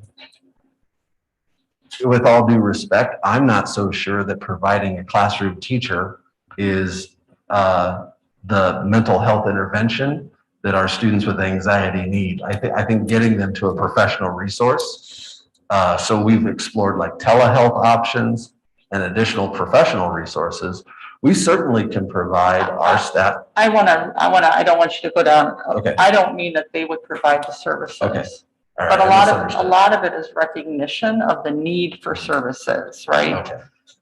That sometimes those of us who aren't experts don't understand sometimes what those look like. So is there any plan on training teachers on steps they take if they notice behaviors in children that could be alarming? Sure.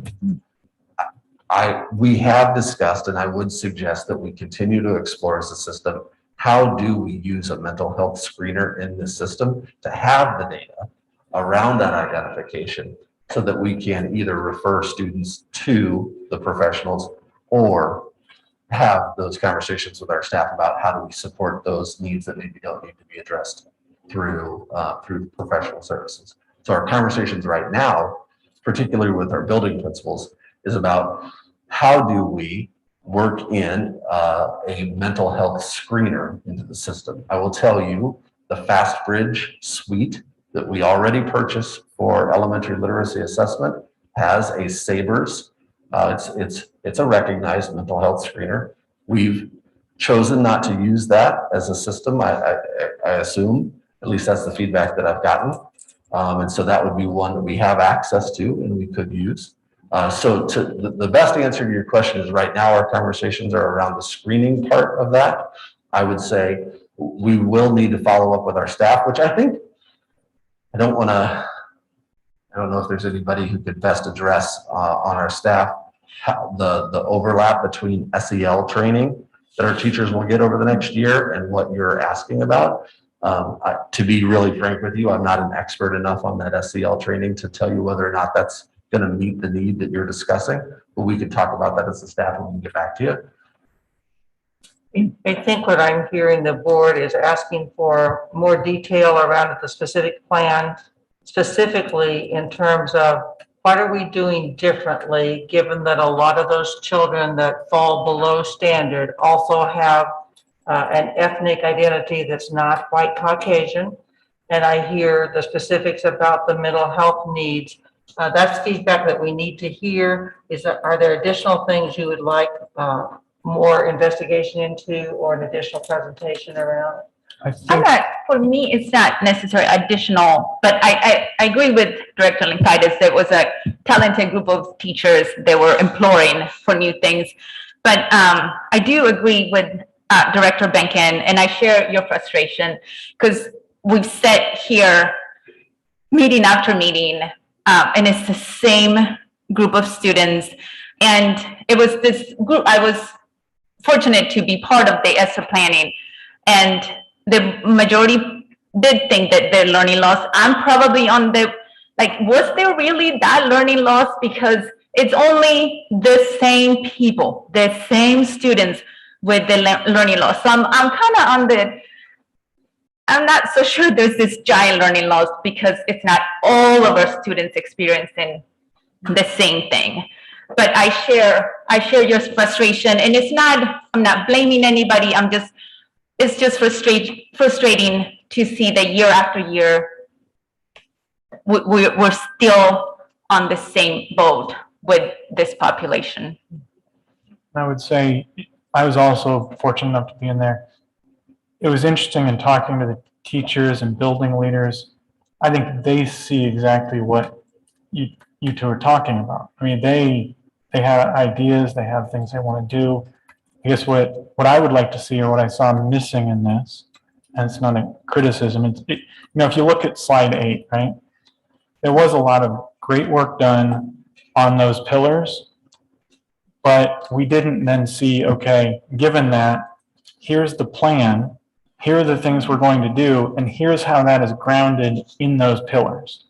Because to me, when I see a Venn diagram like this, I want to know that stuff in the middle that overlaps evidence-based, staff-suggested needs for targeted priority areas. Like, why does that matter? What is it we're going after? And I understand you're probably kind of presenting as you're still trying to figure out which of those things can really be done based upon staffing and hiring and everything. But I think that's the thing I'd like to see as a board member, because that's really the plan. This is more a presentation of how did we get to a plan, but we don't have the plan yet. Personally, I'd also like to understand what's an intervention example that can be performed and paid for that doesn't involve a teacher doing the intervention. That seems odd to me, since teachers are really the ones that'll be doing the hard work. You mean parents? Like, you mean at home? No, this idea of 20% of the money has to be spent on interventions that don't involve teachers. Oh, okay. The teachers are the ones that do the Oh, intervention, okay. So one thing I would like to see discussed at a future meeting, and we don't need to talk about it here, but it's an important thing that did come up in the ESSER meetings. When we're talking about the money that's being used here, there is $800K per year of ESSER money that we as a board committed to use for things that normally had been on general fund or could be on general fund that we did during our budget cycle.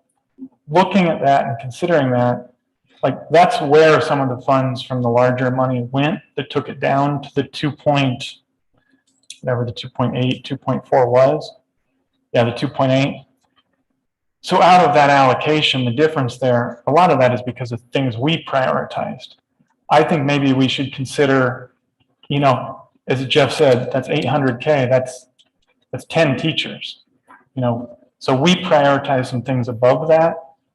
We might want to think about whether we want to still do that for the next 2 years while this funding is going on, because maybe that could be better used to address some of these targeted areas, some of the things coming from these pillars. But that's not something we probably have time to talk about tonight, but I'd suggest that for a future meeting or agenda. If I could just really quickly, I just want to make sure that I'm being as fully transparent as I can. The state guidance does say if you're hiring a teacher who's doing one of those research-based interventions, you can use the 20% for that, right? So they don't consider the teacher to be the intervention. They consider what the teacher's doing, but if the teacher's doing the intervention, you can spend your 20% towards that. So Make sure that I'm being clear about that. So a specialized teacher that's doing the intervention day in, day out. So a success teacher, for example. For example, yes. For example. As long as that success teacher is doing, for example, we have press interventions. Press interventions would be a good example of a evidence-based intervention that would be accepted by this. So I would imagine all of our success teachers are using the press interventions that they've been trained on, but I'll give it as an yin or yang, right? So a success teacher who's not using press interventions could not be funded out of this money. A success teacher that is using those evidence-based interventions could. Yeah, just trying to be fully transparent. Just my last comment is, you know, when we look at that with slide 5 or whatever with the groups, and we talk about the groups that have historically been, you know, not evidencing proficiency, frankly. And then I think about the presentation we had previously that had the little rainbow of ethnicity. Do you remember that slide? It was like, oh, look, we're growing. Yeah. Yeah, do you remember? I'm thinking of that. That's really only like 10 kids though, right? I think that's what my frustration is. It's not like we have 5,000 Black and brown kids who just aren't learning. It's only like 5 or 10 or whatever. I mean, you could literally put your arm around them, and I cannot understand why we have this kind of money, this kind of expertise, these well wishes and good ideas and whatever, and we cannot help 10 students, 10 Black students. I do not understand it. And to your point though, to that, what you were saying, like the rainbow, I mean, it's growing, right? Like that population is growing. So that number is growing because it's not being addressed. Yeah, so that's a great.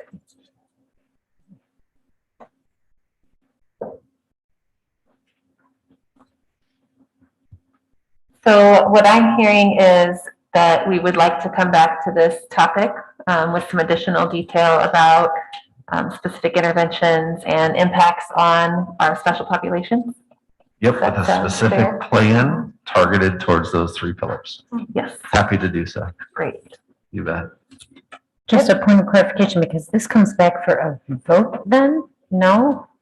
It doesn't come back. That is for not a vote. required by state code, but if Okay, you no, I want thought I to. read somewhere that it comes back for a vote, and I didn't know what we were voting on. So that's I helpful for think me I to know. said that earlier, that it was Okay. for your approval. That was my mistake. Okay, thank you. Okay. Technically, when we get to the budget this year, and you know, when you approve Yep. your budget going forward, you do provide That's that kind of Yep. guidance to Yep, us. that makes sense. I just didn't understand what we would be voting on at the next meeting. So thank you for clarifying. Okay. Then we will take any comments from the public on the ESSER plan.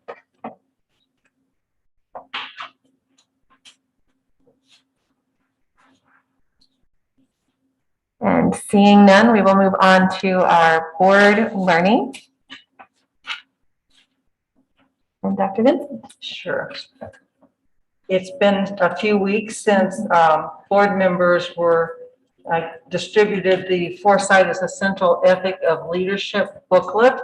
And we had hoped to have some conversations in a work session, and the board's been very busy with items that have kept us from having just that kind of discussion there. But I do think we can have some of the discussion here at the board table. And if we were in that more informal setting, a frame that I might offer for you is to think about the reading, and we centered in on those center pages of about 14 through 17. Were there items in your reading that you really agreed with? Were there items that you aren't sure you agreed with and would maybe want to argue with or offer a counterpoint of view? Were there items that you had questions about you'd want to raise for additional study or thought? And for our public, this is around vision, and a quote within that reading talks about visions as those clear and compelling pictures of the future people truly care about bringing into reality. And it's kind of a background to what work could we do within the community and board and staff to make our vision absolutely clear. We certainly have some pieces of it, but the purpose behind that vision is setting those foundational pieces upon which your system sits, regardless of who might be in any of the chairs. So with that, I think it'd just be a good time to take a few minutes and get your comments around, again, agreements, arguments, questions of why, or asking about content. And then I would have just a few things to summarize in terms of potential next steps.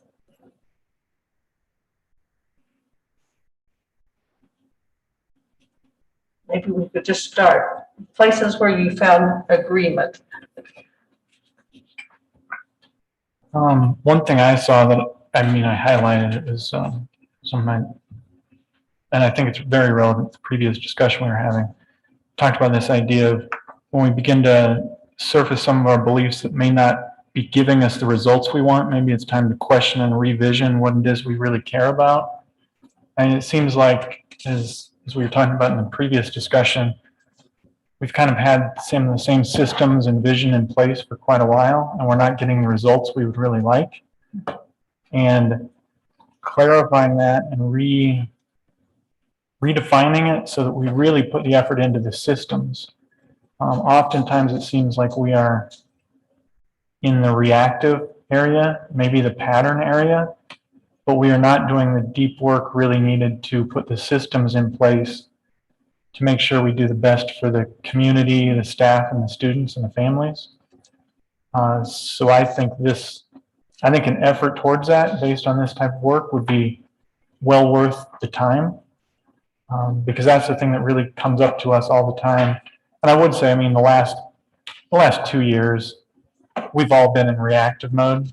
I totally get that, but we, I think, should really work on refocusing the board around that longer term vision and putting the systems in place that lead to the outcomes that make sense for what we care about as a community and what our true core values are. Yeah, I agree with you, Director Bierbaum.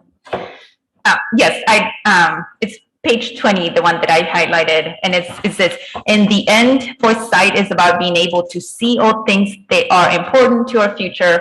And I thought about that, like reactivity and how we're being proactive and we're planning for the future. So I thought that was a good, once we have your vision, I think that guides you, right? That guides you, and you're able to see what's going to happen, like what you need for the future. So I thought that was good. So I agree with you, Director Bierbaum.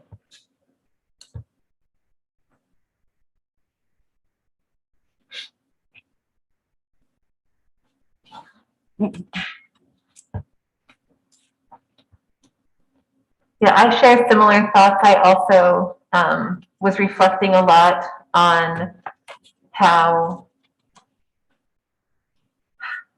there's what you say and what the outcomes are, right? And then it feels sometimes like what we say isn't the outcome that we're seeing. And so there's a missing step in between there of how do you get from what we're saying to that outcome.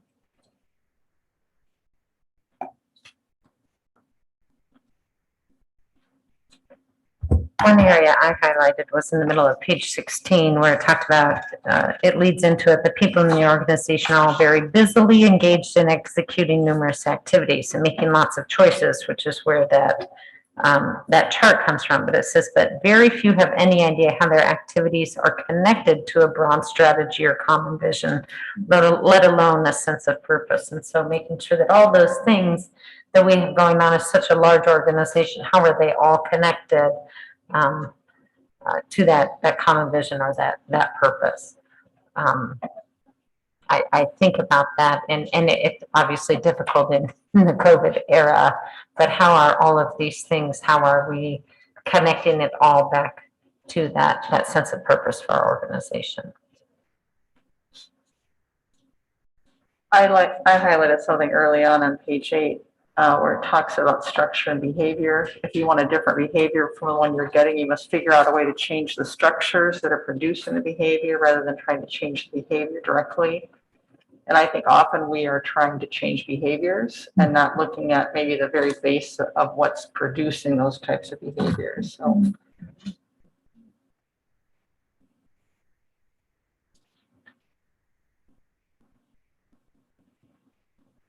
Areas where you might want to argue or you aren't sure that you might be in agreement with some of the thinking behind this kind of approach to a vision?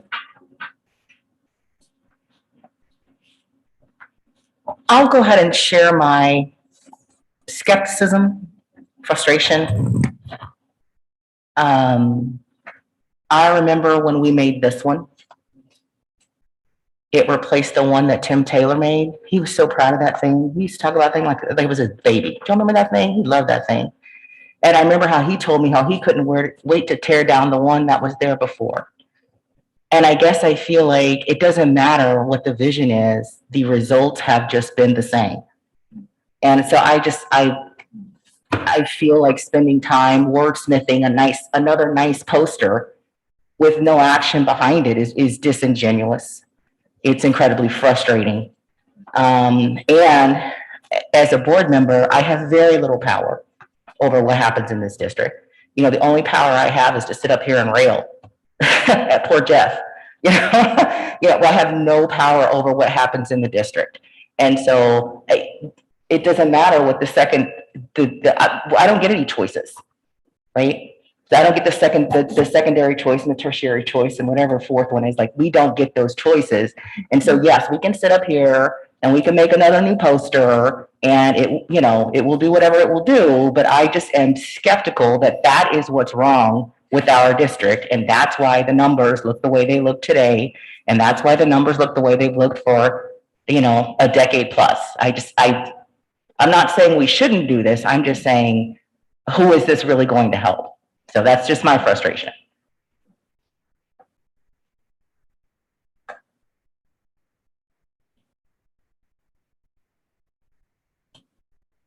And I appreciate that because I think that's kind of where my brain was going, but understanding, like,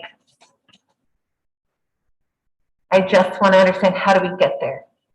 How do we get there from the good things we're saying to the outcomes that we actually want? I'm not sure that I have the expertise to understand what's missing in the middle there, but it's clear that something is missing. And I can see value in bringing everyone on board with a shared vision and having everyone understand it's that piece of how the things that we're asking staff to do relate to that vision and tying it all together with some kind of meaning.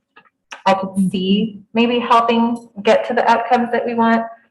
But but I feel like there's so many steps in the middle there that are beyond my expertise to understand. I mean, that kind of gets to a point maybe of, can you combine those two things, right? There is frustration that the things we'd like to see happening are not. One common thing I ask staff members if I talk to them at any level is, which I thought was interesting, the way this talks about it is daydreaming. You know, if you're completely disconnected from anything and you just have a vision that you can just say what you want, I always try to ask them that.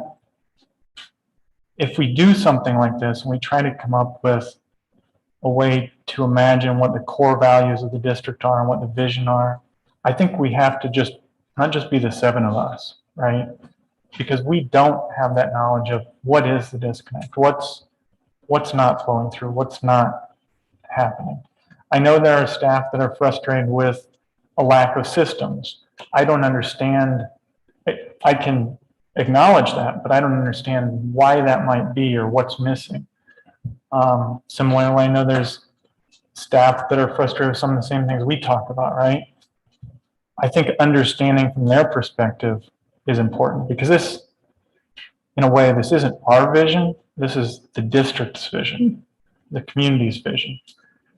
So if there is something to be done there, I think finding a way to engage staff in that discussion would be useful, but only if it has some real value. You know, like one thing I would ask is, what is this effort like intended to improve? What do we see this actually doing to move the needle?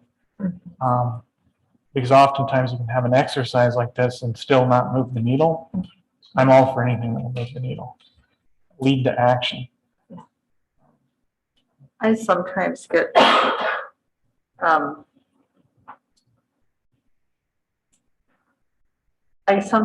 frustrated with, it hasn't worked, so let's not do anything. Because it hasn't worked, so we have to do something. So maybe the start is what are our priorities has to get a little bit deeper in like, how do we get there? So maybe delving deeper into something like this, so I don't know the process that the board went through to develop those priorities and purpose, but some of these questions are asking us to think far deeper than just what we think our priorities on the surface, but really what's motivating those and how can we change those behaviors to get to where we want to be. So I think we have to challenge ourselves to constantly be reevaluating our purpose and priorities, whether we do it as a board or community, to see what is it that we want the Ames Community School District to be. And that should be something we're asking ourselves every year. And just to clarify, if I'm remembering the original conversation correctly, and this might be just a side note, but we're not necessarily saying to replace the purpose and priorities, correct? We're saying that the vision is something deeper that guides the purpose and priorities, right? The vision is, you know, that question you hear me say once in a while, if you could have what you wanted, what would it be? In the context of our purpose as schools is to prepare children for a future where they have the best future possible, both academically, social, emotional well-being, all those things. And then you have to work backwards about, so what is that theory of action and which outcomes are critical? And what are you going to use as indicators to see that you are moving the needle? And if you are, you can't wait a year for results and say, but these are the same results I saw last year. You have to say, why is that? What are we doing? What's not working? It's that relentless then push on that priority to say, what will it take to move it? And you use the research that you have and you look at the intensity and the duration, and that's where you start to see that alignment of the system. But it could well be that that vision that's in our community is very similar to some of the pieces you have. It might surprise us, you know, that's why you ask, we don't necessarily know. But the purpose for public schools, it's been set forever in terms of that long-term look at helping children prepare for that future. I'm a little bit like Monique there, you know, I wouldn't spend a whole lot of time on a mission statement. We know what our purpose is. I'd spend time on what are the core values we value here that we think will get us to that outcome we want. So it's trying to build that alignment. perfect example really is the conversation we had around the SR3 plan. Many activities. What are they grounded in? I think they're grounded in the best work that very talented individuals could bring together, but they still kind of hang by themselves unless you have that structure around them and that way for all of us to engage in. Is it good enough? Are we getting the results we want? And we heard very clearly we aren't there yet.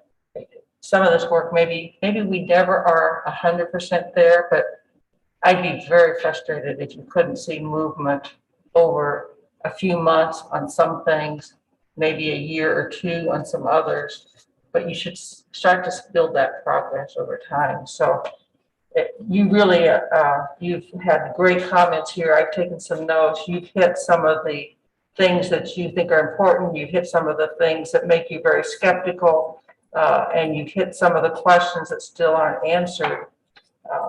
So a very helpful conversation. I don't mean to cut it off. I am mindful of you have additional business, but I think what I'm hearing, I'll take a stab at a summary and let you help shape that, that you do want to move forward. You want us to make sure if we're going to take the time and the effort that we come out with something that actually makes a difference. I think that is something that you'll have to hold us to.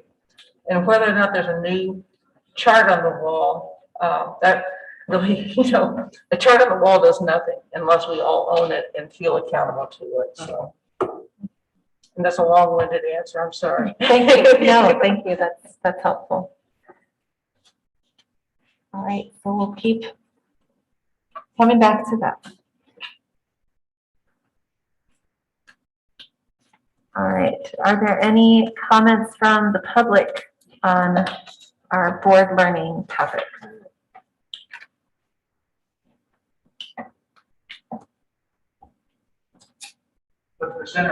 I'm sorry, can I also remind you to just state your name and address for me? Brett Becker, 917 Idaho Avenue. The presenter mentioned a couple times that teachers in themselves are not interventionists, and you question, I think, appropriately the speaker on those points.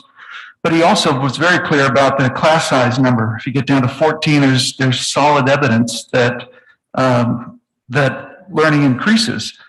And I would like the board, as you move on your discussions, to question the presenter a little more severely about solving that problem. If teachers are not interventionists in themselves, but are only there to teach the ones who teach intervention strategies, then maybe we're missing the fact that just teachers in themselves being there in number can bring down the class sizes, and that alone could be a solution to the problem.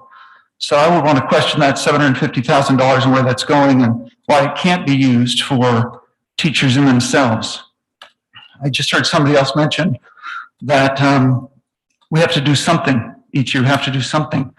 I'm a chess player by application, and sometimes you're sitting at the board, you don't know what to do. You're tempted to say, well, I can't just sit here, I have to do something. But in reality, it's the opposite.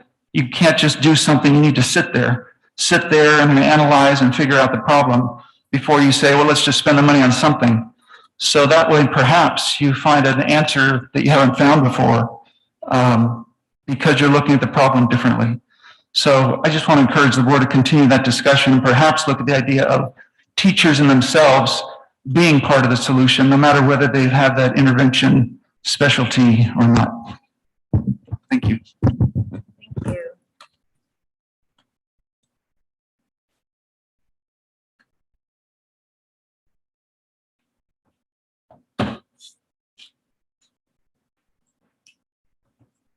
Karen Stein, 2305 Ridge Road. I'm glad you're frustrated because you care. Our kids are frustrated because they don't get it. We saw the needle move when we did Foundations by Wilson, K through 3rd. With the year that we've had last year, especially kids that were remote, like my son was, there's a huge gap in equity, and I see it with him and other kids that were also in his class. And our teacher, our remote teacher, could not have been more excellent. I know I need literacy help here too, but she could not be better than what she was. But let's look at the facts that kids that were remote were getting maybe an hour of instruction a day versus our kids that were face-to-face were getting, 6 hours of instructions, teaching of transitions, and so on.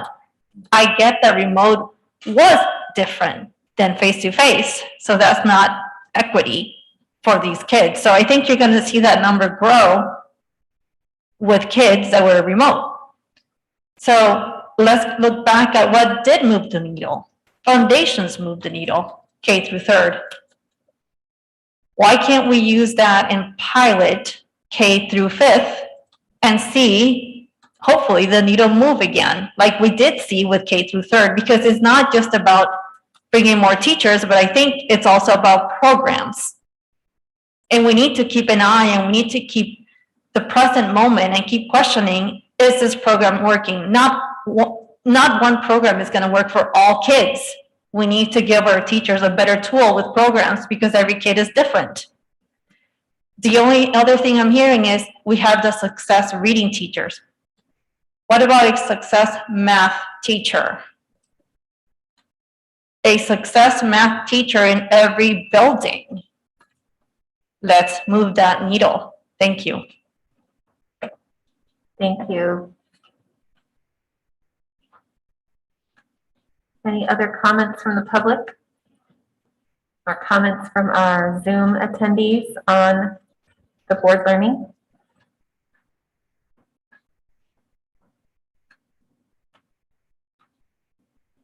Okay, then I will go ahead and open our public forum, and I will read our statement on public comments. Residents of the district, students attending the district, parents or guardians of students attending the district, and district staff members may address the board about any topic relevant to the district, whether on the current agenda or not. Those who wish to speak must sign up at the beginning of the meeting. Speaker participation is limited to 3 minutes once per item. The views and opinions of citizens addressing the board do not necessarily reflect those of the board, district administration, or staff. Speakers are to remember that Iowa law prohibits the board from discussing specific employees, students, or their performance. Student speakers will state their name and school. Others will state their name and address. And Karen Stein.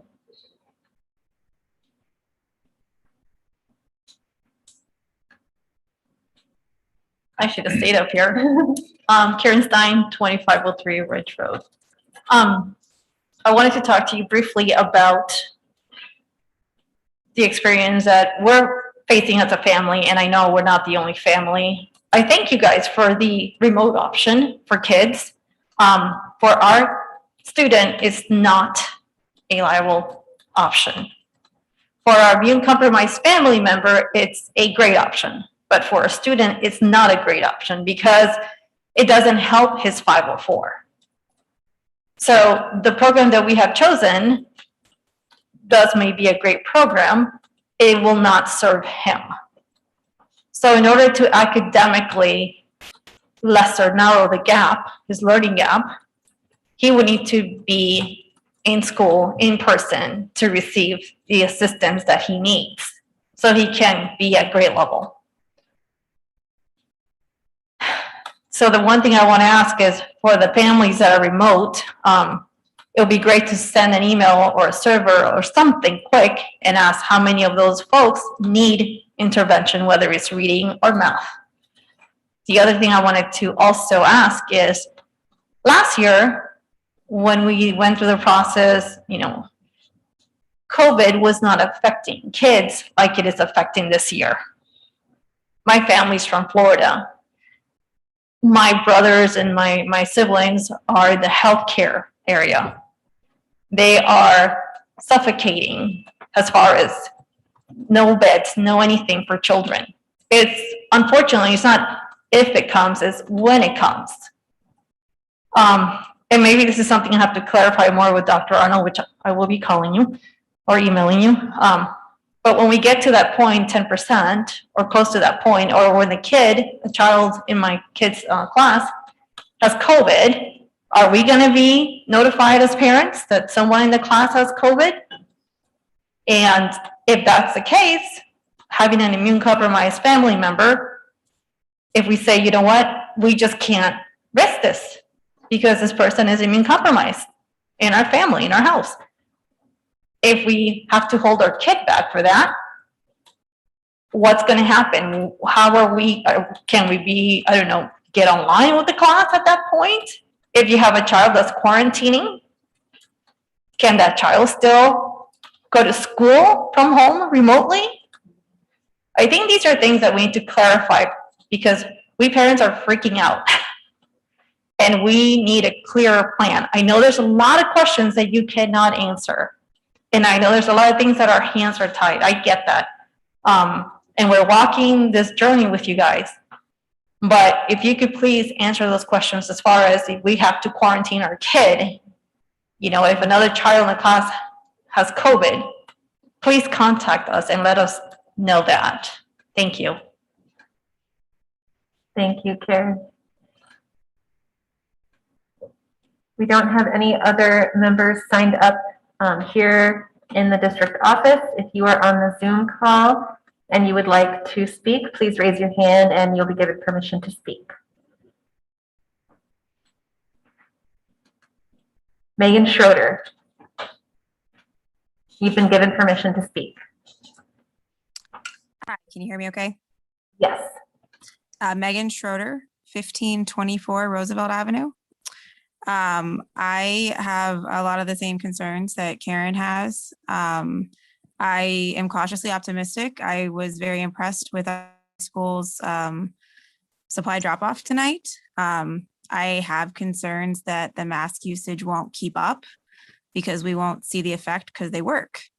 I have concerns that the schools will close and that we don't really have a plan to go online. I've talked to our principal and he's told me what he can. But I also am from Florida and I am seeing what's happening there. I'm seeing what's happening in Georgia. I'm seeing what's happening in Mississippi. And I just see that we're next because some of those places have better mitigation strategies than Iowa. I know that your hands are tied by the law. I think the law is wrong. And I think that I hope that you're doing everything you can to fight it. Because I think our kids' lives are more important than a bad law. Because I know you all care and I don't know how any of us could handle kids dying when it was preventable. So I thank the board and the school district and all the different schools for doing all they can. But yeah, I'm also freaking out and, you know, I'm worried and I'm kind of just waiting for my kids to get COVID and hoping it's not too bad. So there's a lot of us out there and I know some parents have already pulled their kids from the district. We talk about funding and there's, you know, I worry that you'll lose that funding if they don't do like the homeschool assistance, they just homeschool. You know, that it'll hurt us in the long run too, because parents have to do what they have to do to keep their kids safe. Thank you. Thank you, Megan. Shannon? You've been given permission to speak. Thank you to everyone and to all of the board members. I know how much you care about this issue. I'm going to re-echo some of the same concerns. I also have a child with immunocompromised condition, and so I am definitely very worried about sending him back into the school building. That said, as I've shared with you previously by email, he is also on an IEP and has definitely felt some of the effects that were discussed earlier tonight with regard to his learning, with all the things that were going on with schooling last year, and then again, moving forward this year. So I have tried to get clarification from the board, from the director of special education, from the school principal about what will happen for his education this year. But I feel as though I have no choice. If I want him to receive an appropriate education, he has to be in the building. And he's also high risk, and I have no control over what happens once he gets there. And so I would love to get clarification from the district on what the plan is for keeping kids like him safe, and also when we are told about, again, when folks in the classroom have contracted COVID, what we're supposed to do as family members, how those students will continue to receive education, if they are suggested to quarantine. And again, I recognize that there are a lot of barriers that you all face, but I just think it's really, really unfortunate that we have almost no plan laid out this year as compared to last year when we had a ton of details and options and information in front of us at this point. Thank you for your time. Thank you. Shannon, could you quickly give us your full name and address, please? Oh. Sorry. Yep. It's Shannon Grunmeyer, 4910 Ontario Street. Thank you.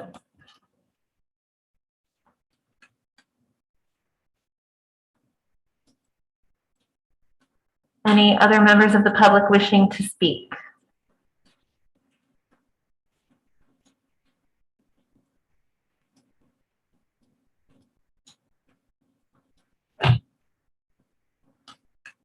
Okay, then I will close our public forum and we will move to our consent items. I move we approve the consent agenda as presented. Second. Moved by Bankin, seconded by Colton, and Dr. Vincent. We're very pleased to accept 4 donations this evening, and I'd like to acknowledge the gifts from the Ames Golden K. Kiwanis, Venue Works Incorporated, Rod and Ingrid Place, and T. Lin Chung. And these gifts range from playground equipment to copy type equipment to cash, and we're very appreciative. Thank you very much. Thank you. It was moved by Bankin, seconded by Colton. All those in favor say aye. Aye. Opposed, nay. Passes 6-0. Moving on to our action items. Our first one is our New Ames High School construction project change orders. I move the board approve the change orders for the New Ames High School construction project as presented. Second. Moved by Franzen, seconded by Beerbaum. Any discussion? All those in favor say aye. Aye. Opposed, nay. Passes 6-0. And that was our only action item. Moving on to board and staff items. We'll first have items from the board. And under requests for staff, we noted, I think, the continuing conversation about the ESSER funds and how the strategies that will be used to impact those special populations. And is there any other staff requests that I missed? All right, other items from the board. Well, just wish everybody a good year. I hope it's awesome. Good luck. I would say I feel the same way. I hope this is a good year. We all know there's some questions around it compared to last year, but I will say I went to drop off at Fellows tonight. There was a massive amount of mask usage, but the thing that really caught me is there are a lot of excited kids, a lot of life in those buildings, a lot of people that are excited to see their teachers. And that is just awesome to see compared to last year. I mean, they're excited to be back. So I'm very thankful to the teachers and the community and everyone for letting us get going here. Yeah, it feels a little bittersweet this year because of there's certain groups of our students, they are vaccinated and they were able to get vaccinated, and the littles are not. So I absolutely understand why people are freaking out, because I am too, because it feels awful to sit here and to know what works, to know that masks work and not be able to mandate it. Because you live in a state that there's a law that says you can't not do it. So it's an awful feeling that we have not received really guidance in case you do close a school what happens then? I mean, we have this number, but there's no, there's really no guidance. And it's almost like there's no COVID, and it's still much part of our daily life. So my heart goes out to those parents because I can feel it. I can feel the pain, the worry, and the excitement, right? So it's this duplicity that feels awful for me not to be able to mandate something that we know it helps them. And second, if you have not been vaccinated and you can get vaccinated, please do so. Do it for our littles. They cannot do it. We need to protect them. Thank you. Yeah, I was going to say something very similar to what Director Colton just said, that I'm also very worried. I share the worry of a lot of the parents who've spoken. I have an at-risk child at home also who's not vaccinated, and it's terrifying. And I share the concerns from the parents who said being remote doesn't work for their kids, because that is the same for my child as well. And it's a very difficult position to be in. So I completely agree. I wish we could require masks. We cannot. We really cannot. We cannot violate the law. It is not something a school district can do. So we will hope that, I personally will hope that it gets challenged, and that there may be the possibility that that changes at some point down the road. And for now, I'm just crossing my fingers and hoping for the best, and asking, please, if you can be vaccinated, please get vaccinated. Please wear a mask. Please help protect our kids. Our governor's putting a lot of faith in Iowans making the right decisions. And we all know the right decision is to mask up. It protects everyone who's immunocompromised. It protects our little children. And so I do ask that all of you make the right decision to mask up to protect those around you. We hear you, we're listening, we share the concern.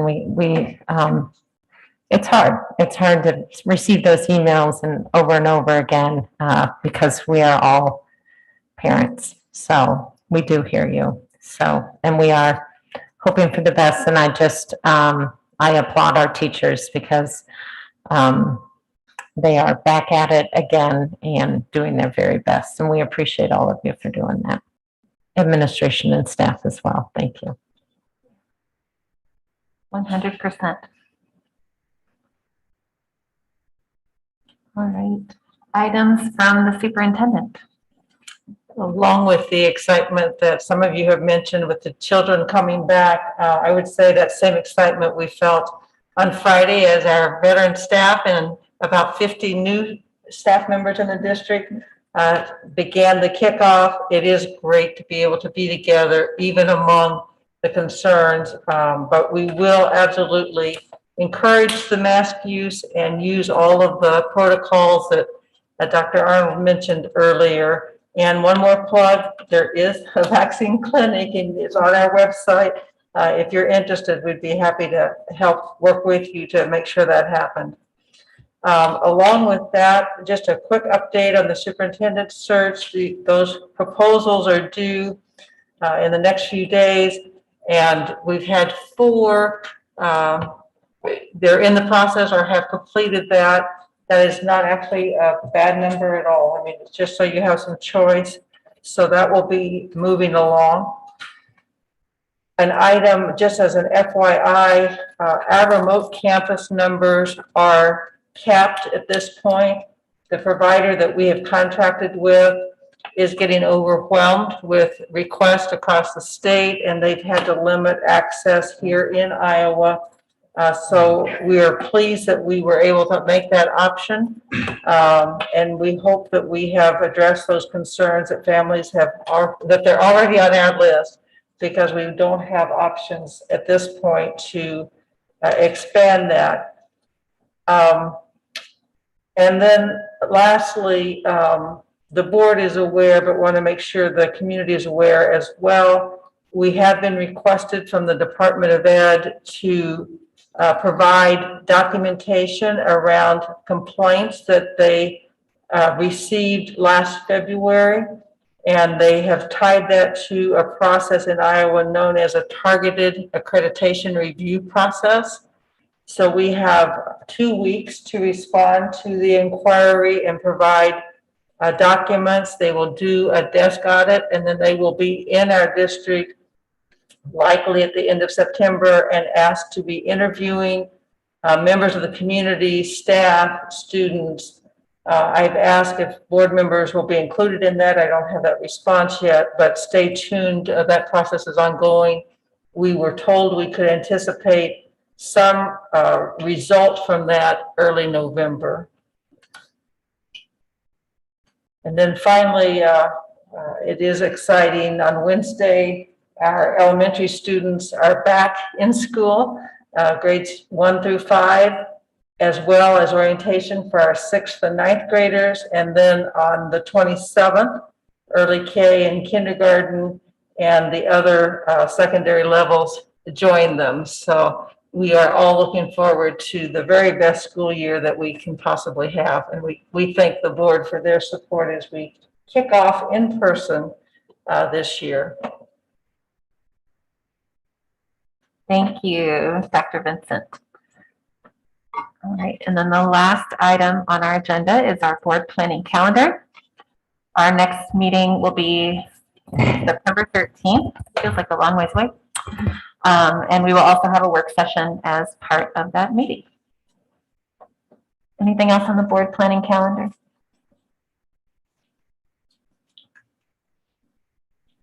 I'll entertain a motion to adjourn. I move we adjourn. Second. Moved by Beerbaum, seconded by Franzen. All those in favor say aye. Aye. Opposed, nay. Passes 6-0. Thank you for joining us, everyone. Have a good night. Discussion?